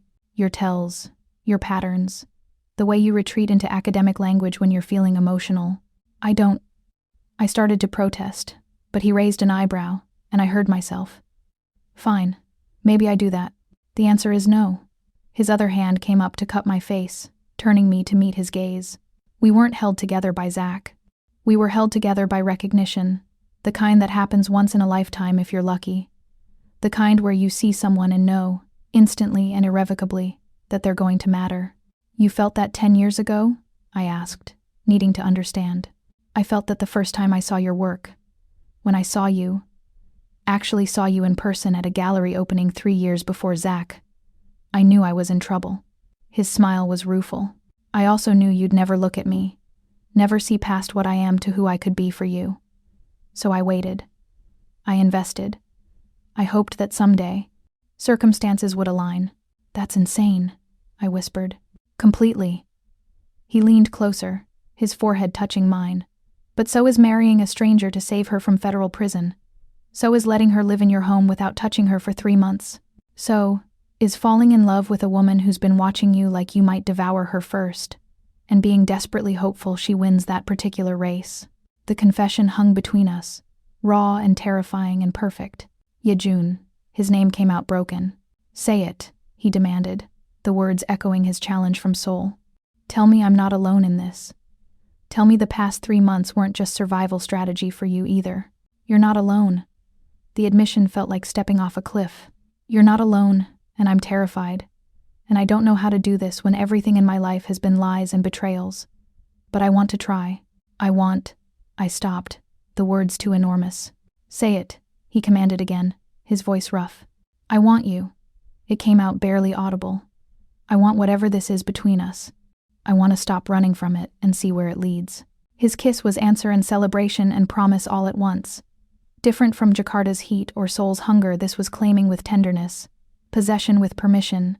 His hands framed my face like I was something precious and dangerous all at once, and I opened for him with a sound that definitely should have embarrassed me. When we finally broke apart, both breathing hard, his smile was pure triumph. "Mine," he said simply. "Yours," I agreed, and felt the truth of it settle into my bones. The plane touched down at Teterboro just after dawn, and exhaustion hit me like a physical blow. Yejoon guided me through the private terminal and into the waiting car, his arm around my waist the only thing keeping me vertical. "Sleep," he murmured as we settled into the back seat. "I'll wake you when we're home." Home. The mansion. Except somewhere during 3 months of living there, it had stopped feeling like a prison and started feeling like exactly that home. I must have dozed because I woke to the car stopping and Yejoon's hand on my shoulder. "Gracie, we're here." I blinked awake, expecting to see the familiar gates of the estate. Instead, we were still blocks away, and Min was standing beside the car with an expression that made my blood run cold. "Problem," he said tersely. "The estate's compromised. Armed response detected penetration of the south perimeter 15 minutes ago." The exhaustion vanished, replaced by adrenaline-sharp clarity. "Zach?" I asked, though I knew it was impossible. He was in federal custody in Jakarta. "Someone Zach hired before we took him down." Yejoon's voice was deadly calm as he checked his phone, pulling up security feeds. He sent the kill order from a burner phone in the Jakarta currency exchange, 3 minutes before the police grabbed him. They've been prepping the assault for 24 hours. "How many?"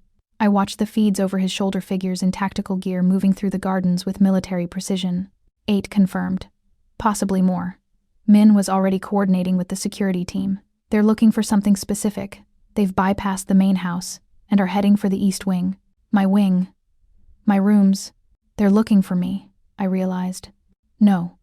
Yejoon's hand found mine, squeezing with barely controlled violence. "They're looking for the documentation you kept. The proof of Zach's crimes. He must have thought you'd bring physical copies back with you." "I did," I admitted. "Backups of everything in the safe in my study." Yejoon's jaw clenched. "Then we need to get you far from here." "No." I surprised myself with the firmness. "That safe has biometric locks. They can't access it without me. If we run, they'll just wait us out, and eventually breach it." "Gracie." "Your home," I interrupted, meeting his eyes. "You're asking me to let them destroy your home because it's safer to run? That's not who you are. And it's not who I am anymore." Something shifted in his expression, pride mixed with exasperation. "You're suggesting we engage 8 trained mercenaries because you've decided to stop running? I'm suggesting we end this." I turned to Min. "What's our tactical advantage?" Min looked between us, clearly torn between professional protocol and respect for my agency. Yejoon gave him a slight nod. "We know the estate better than they do," Min said. "And we have remote access to all security systems, locks, lights, climate controls." An idea crystallized, wild and dangerous, and exactly the kind of plan Yejoon would appreciate. "The East Wing Gallery. It's climate-controlled for the art, right? Independent HVAC system?" "Yes," Yejoon said slowly, seeing where I was going. "And the windows are reinforced to protect against UV damage and potential theft?" I was thinking out loud now, puzzle pieces clicking into place. "Bulletproof glass, seismically resistant frames." Min's expression shifted to something like approval. "You want to trap them? I want to use the house itself as a weapon." I met Yejoon's gaze. "You taught me to understand my value, to wield my strengths instead of hiding them. My strength is knowing how to protect art. Those mercenaries are just another threat to preservation." Yejoon's laugh was dark and full of pride. "You're suggesting we use museum-grade security systems as a tactical advantage.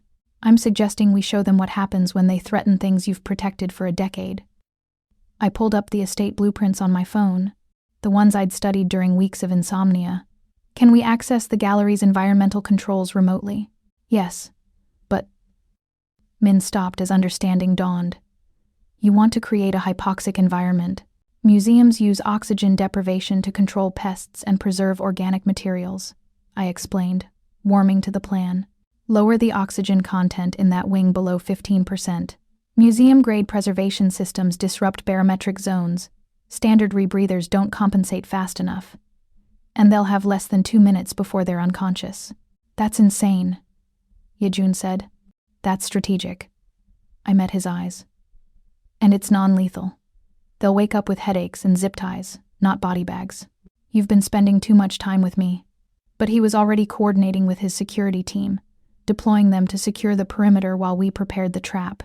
We approached the estate on foot, using service entrances and blind spots in the security camera network that the mercenaries wouldn't know existed. The pre-dawn darkness was our ally, along with our intimate knowledge of every shadow and sightline.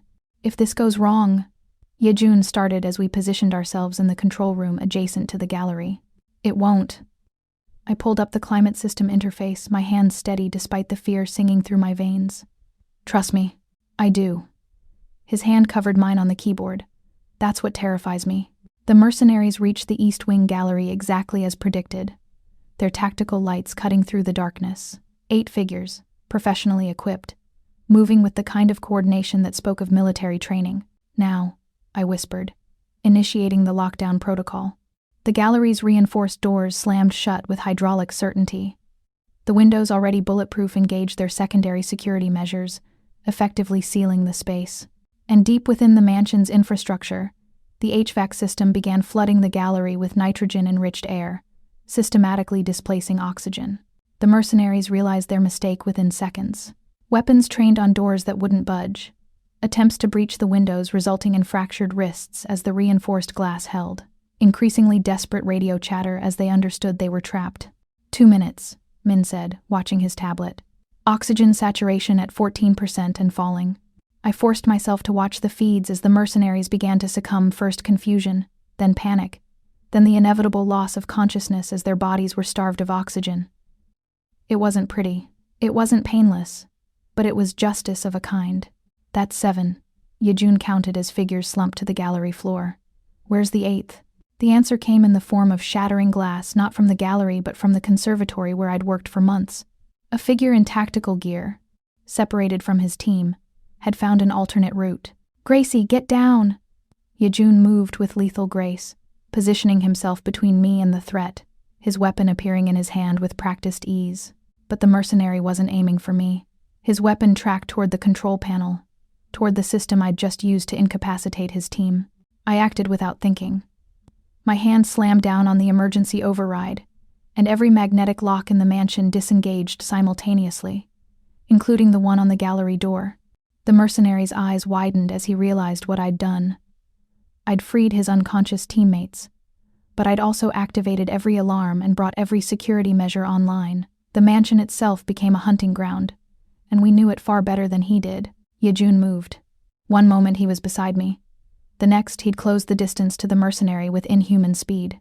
The fight was brief and brutal, professionally trained soldier versus man who'd spent a lifetime surviving in a world where weakness meant death. Yejoon won. He secured the unconscious mercenary with practiced efficiency, then turned to find me standing in the doorway, gripping a bronze bust of Mars like a bludgeon, my breath coming in gasps. "I had him," Yejoon said, amusement flickering through the adrenaline. "I know." I lowered the extinguisher with shaking hands. But I wasn't going to watch and do nothing. His expression softened. He crossed to me, taking the extinguisher and setting it aside before pulling me into his arms. "You trapped 7 trained killers with museum preservation technology. I think you've done enough." I buried my face in his chest, feeling the rapid beat of his heart gradually slow to match mine. Around us, the mansion's security team was moving in to secure the unconscious mercenaries. Min was coordinating with local police, explaining the home invasion in terms that would satisfy legal requirements while obscuring certain details about who exactly lived here. "Is it over?" I asked against Yejoon's shirt. "Is it finally over? The immediate threat?" "Yes." His hand stroked through my curls, the gesture grounding. "But Gracie, this life, my life, it's not going to be simple. There will always be threats, always be people who see you as leverage against me." "I know." I pulled back to meet his eyes. "I'm not asking for simple. I'm asking if this particular nightmare is finished. Zach is in custody. His hired killers are neutralized. The federal case against you is dead." Yejoon's hand cupped my face. "This particular nightmare is over, and we can finally start building something that isn't founded on survival strategy." "About that," I caught his hand, holding it against my cheek. "You promised me after Jakarta, after Zach was finished, and I was free. Well, Zach is finished, and I'm free, so I'm asking." His eyes darkened with the kind of heat that made my knees weak. "Asking what, exactly? Show me." My voice was steady despite the way my pulse raced. "Show me what it means to be yours." For a long moment, he just looked at me, searching for doubt, for hesitation, for any sign I wasn't ready. When he found none, his smile was pure sin and promise. "Come with me," he said, taking my hand and leading me through the mansion toward his wing. Dawn was breaking through the windows, painting everything in shades of gold and rose. We passed Min, who took one look at our joined hands and very diplomatically found somewhere else to be. Yejoon's suite was exactly as I remembered from the one night I'd sought comfort there, spare, elegant, somehow both martial and intimate. But this time, I wasn't seeking comfort. I was seeking consummation of every promise we'd made in the shadows and the spaces between words. He closed the door behind us, and suddenly the air felt charged with possibility and anticipation. "Last chance," he said, though his hands were already finding my waist. "Last chance to change your mind. To say this is too fast. Too much. I've been waiting 3 months." I stepped into his space, my hands finding his chest, feeling his heart thunder beneath my palms. "I'm done waiting." His control shattered like glass. His mouth found mine in a kiss that was nothing like the others. This was claiming, without restraint. Hunger finally unleashed. His hands mapped me with possessive thoroughness, learning every curve, every response, every place that made me gasp. "Tell me to stop," he demanded against my throat, his teeth grazing the pulse point there. "Tell me you don't want this, and I will." "But Gracie..." His hands tightened on my hips. "If you don't stop me now, I won't be gentle. I won't be patient. I'm going to take what I've been promised and make sure you forget every touch that came before mine." "Then stop talking," I said, finding his mouth again. "And show me." The world narrowed to sensation, the rasp of fabric as clothes disappeared, the heat of skin meeting skin, the devastating intimacy of being seen and wanted and claimed. He kept his promise. He wasn't gentle. He wasn't patient. He was consuming and thorough and absolutely devastating in his focus. And when he finally made me his in truth, and not just name, when I shattered around him with his name on my lips and his hands anchoring me to reality, I understood why he'd made me wait. This wasn't just satisfaction. This was transformation, the final burning away of who I'd been and the claiming of who I'd become. After wrapped in silk sheets with dawn painting patterns across skin, he traced lazy patterns on my spine and asked, "Regrets?" "Only that we didn't do this sooner," I admitted, turning to face him. The vulnerability in his expression caught me off guard, this dangerous man looking almost uncertain in the aftermath. "I love you," he said simply. "I've loved you since I read your name on a thesis 10 years ago. I've loved you through every minute of waiting, watching, wanting, and I'll love you through whatever comes next." The confession should have terrified me. Instead, it felt like the final piece clicking into place. "I love you too," I whispered back. "And I'm choosing this. Choosing you. Choosing us." His kiss was tender this time, a promise rather than a claiming. "Mine," he murmured against my lips. "Yours," I agreed. "But Yejoon? I need you to know something." "What?" "That conservatory glass you just replaced? That mercenary I trapped? That fire extinguisher I was going to brain him with?" I met his eyes. "I'm not your damsel anymore. I'm your partner, your equal. And the next threat that comes for us, we face it together." His laugh was full of pride and love and dark promise. I wouldn't have it any other way. Outside, the sun rose over the estate, painting everything in gold. Inside, tangled together in sheets that smelled of cedar and sex and new beginnings, we planned our future not built on survival, but on choice, on recognition, on love forged in fire and tempered by time. The nightmare was over. But the story, our story, was just beginning. The investigation took 3 more weeks to officially close. Federal prosecutors released a statement clearing me of all charges, citing new evidence and recanted testimony. Zach pleaded guilty to fraud, art theft, and conspiracy. The life insurance policy and hired killers were quietly folded into his sentence without my name appearing in any public documents. My sister disappeared into obscurity, her immunity deal worthless once Zach's case collapsed. I should have felt vindicated. Instead, I felt the peculiar emptiness that came with closure, like finishing a masterpiece restoration, only to realize the painting would hang in someone else's gallery. Except I wasn't empty. I was terrified. "You're thinking too loud," Yejoon said from across the breakfast table. 3 weeks of waking up in his bed, and the domesticity of it still caught me off guard, this dangerous man reading the Times over coffee while I pretended to focus on auction catalogs. "I'm thinking at an appropriate," I started. "Volume, yes, I know." He lowered the paper, and the weight of his attention made my breath catch even now. "But you're not thinking about art. You're thinking about the dinner, tonight. The dinner where I'd meet his family, not just his lieutenants or his security team, but his mother, his aunts, the matriarchs of the Kong family who held real power behind the throne.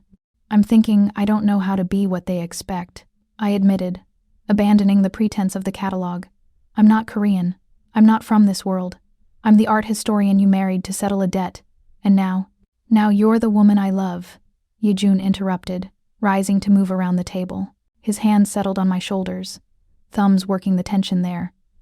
Now you're my wife. Now you're the person who trapped 8 mercenaries with museum technology and then threatened to brain the 9th with a fire extinguisher. That's not going to impress your mother, I said, but I was leaning into his touch.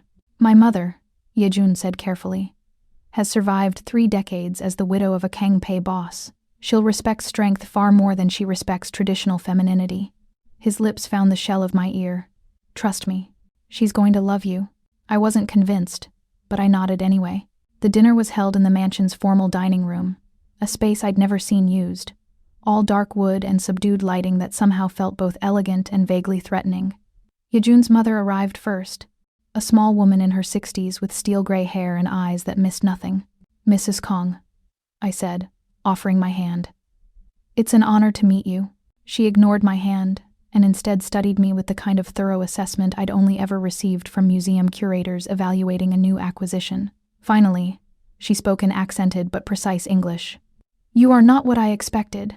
I'm sorry, I started, but she held up a hand. I expected someone who needed my son's protection, someone fragile who would require constant defense. Her gaze sharpened. But Yejoon tells me you turned his home into a trap for hired killers, that you use oxygen deprivation like a weapon, that you destroyed the man who tried to use you in a federal deposition without raising your voice. I had good teachers, I managed, acutely aware of Yejoon beside me, tension coiled in his frame. Yes, his mother agreed. You did. My son has been preparing for you for 10 years. I'm pleased to see you were worth the wait. She turned to Yejoon, switching to rapid Korean that I couldn't follow. Whatever she said made him relax fractionally and respond with obvious affection. She approves, he translated when his mother moved to greet the other arriving family members. She says, you have the eyes of someone who knows how to protect what's valuable. Your mother is terrifying, I whispered. Yes. His smile was pure pride. But so are you. That's why you'll get along. The dinner was a revelation. I'd expected interrogation, judgment, the subtle undermining I'd experienced from Zach's family. Instead, I found curiosity. Yejoon's aunts wanted to know about my work, my restoration techniques, the paintings I'd authenticated. His cousins, some legitimate business owners, others clearly connected to the family's less legal enterprises, treated me with the kind of respect usually reserved for made members of the organization. And through it all, Yejoon's hand on my knee under the table, steady and grounding, reminded me I wasn't performing for their approval. I was simply existing in his world, and that was enough. Tell me, Yejoon's mother said when the meal was winding down, about the Caravaggio. The room went quiet. Every eye turned to me. Which one?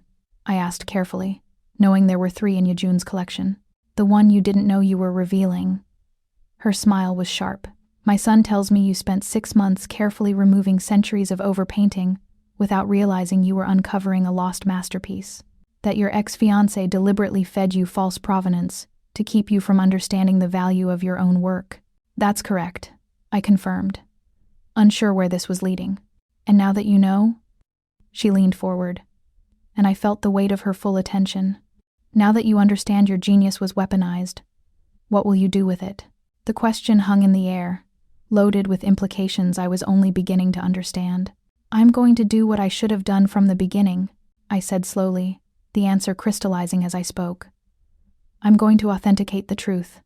Not what collectors want to hear, not what increases value, just the truth, regardless of consequences. Yejoon's hand tightened on my knee, pride and possession in equal measure. Good, his mother said, because the Kong family's collection needs a curator, someone who understands value beyond price, someone who can't be bought or intimidated into false authentication. She stood, the gesture somehow signaling the dinner's end. Someone who trapped 8 mercenaries with museum technology and threatened to brain the 9th with a fire extinguisher. I blinked, looking between her and Yejoon. You told her that part? I told her everything, Yejoon said, rising with me. She needed to know who you are, what you're capable of, why I waited a decade. His mother approached me, taking my hands in hers, the first touch she'd initiated all evening. My son chose you over every eligible woman in our world. He married you to save you, then fell in love with you despite every rational reason not to. Do you understand what that means? That he's insane? I offered weakly. Her laugh was sharp and genuine. That you're family now. Not by blood, but by choice. And in this world, choice is more binding than blood. She squeezed my hands. Welcome, daughter. I hope you're prepared for what comes next. The other family members echoed the sentiment as they departed. Cousins offering business cards. Aunts inviting me to gallery openings. Uncles making slightly threatening promises about protecting me from anyone foolish enough to threaten the Kong family. When the last guest finally left, I collapsed onto the couch in Yejoon's study, my mind reeling. That went well, Yejoon said, pouring us both scotch. Your family just recruited me, I said, accepting the glass. Your mother offered me a job. Your cousins invited me to what I'm pretty sure were money laundering operations, disguised as art shows. Your uncle threatened to kill anyone who looks at me wrong. Yes. Yejoon settled beside me, his arm coming around my shoulders. That's what happens when the family approves. You become one of us. I'm not... I stopped, because the protest felt hollow. I was one of them now. I'd proven it in blood and battle, and the ruthless dismantling of my enemies. What did I just agree to? To be yourself. His lips found my temple. To use your genius without apology.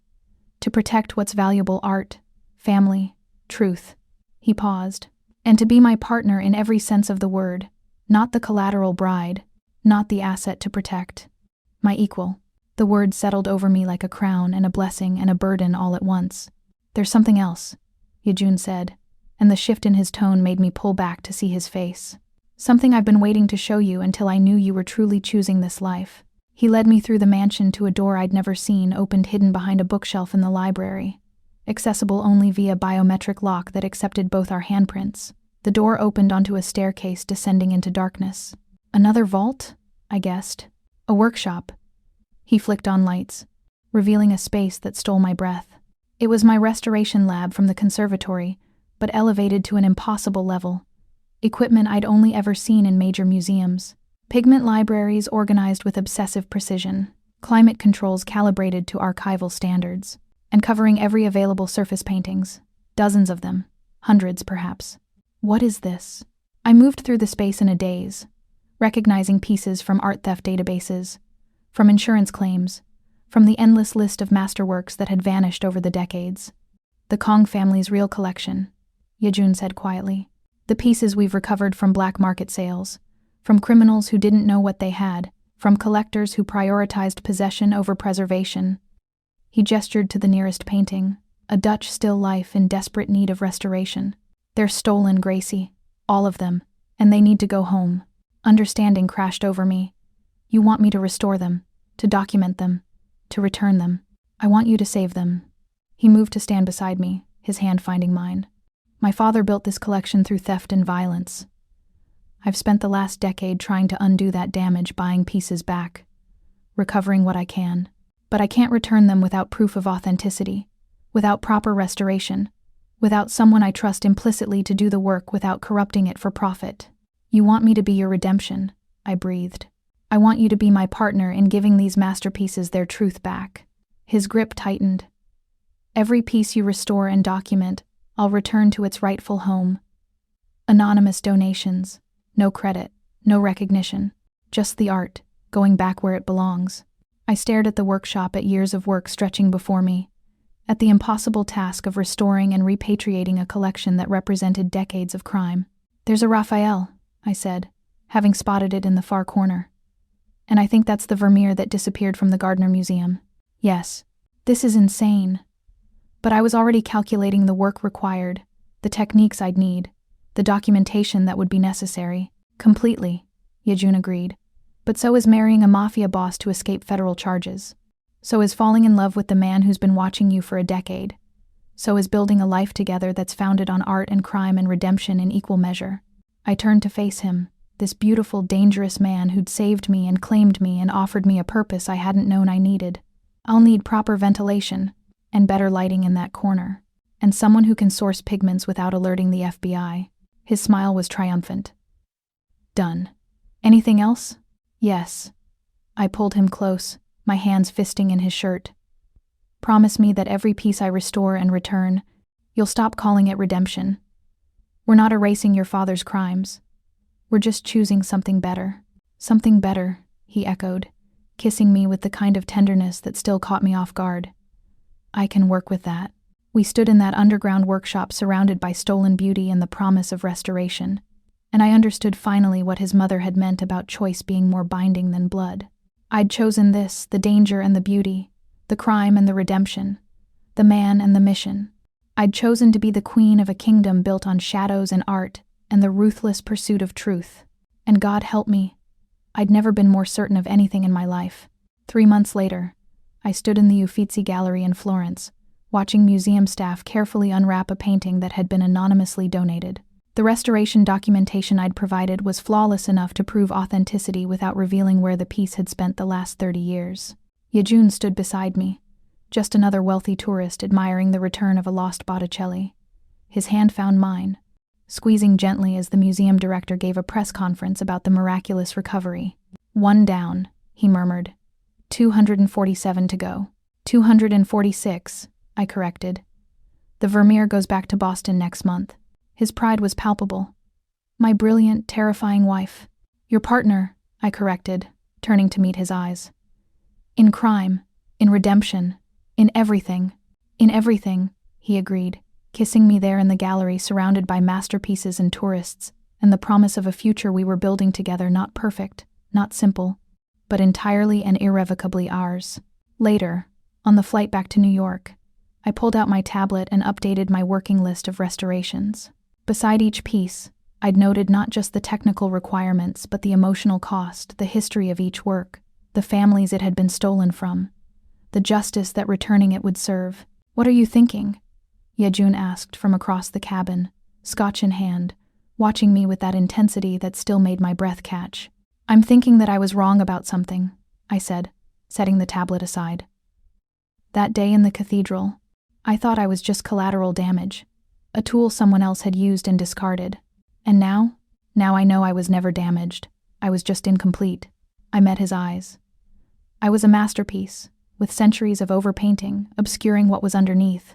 And you gave me the tools to strip away what other people had added and reveal what was always there.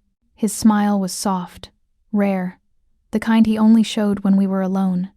And what was always there? A woman who knows her value, I said simply. A woman who chooses her own battles. A woman who loves a dangerous man and builds something beautiful from the ruins he inherited. Yejoon crossed the cabin to kneel beside my seat, taking my hands in his. I love you, Grace Leonard Kong. I loved the potential I saw 10 years ago, and I love the reality even more. I love you too, I whispered, leaning down to kiss him. My guardian devil, my patient hunter, my partner in redemption. Forever? He asked against my lips. Forever, I promised. And in that moment, suspended between continents and lives, surrounded by the ghosts of stolen art and the promise of returned beauty, I understood that I'd found something even rarer than a lost masterpiece. I'd found myself, and I'd found him, and that was worth every moment of the nightmare that had led me here. The collateral bride had become the queen, and the debt was finally, impossibly, joyfully paid in full.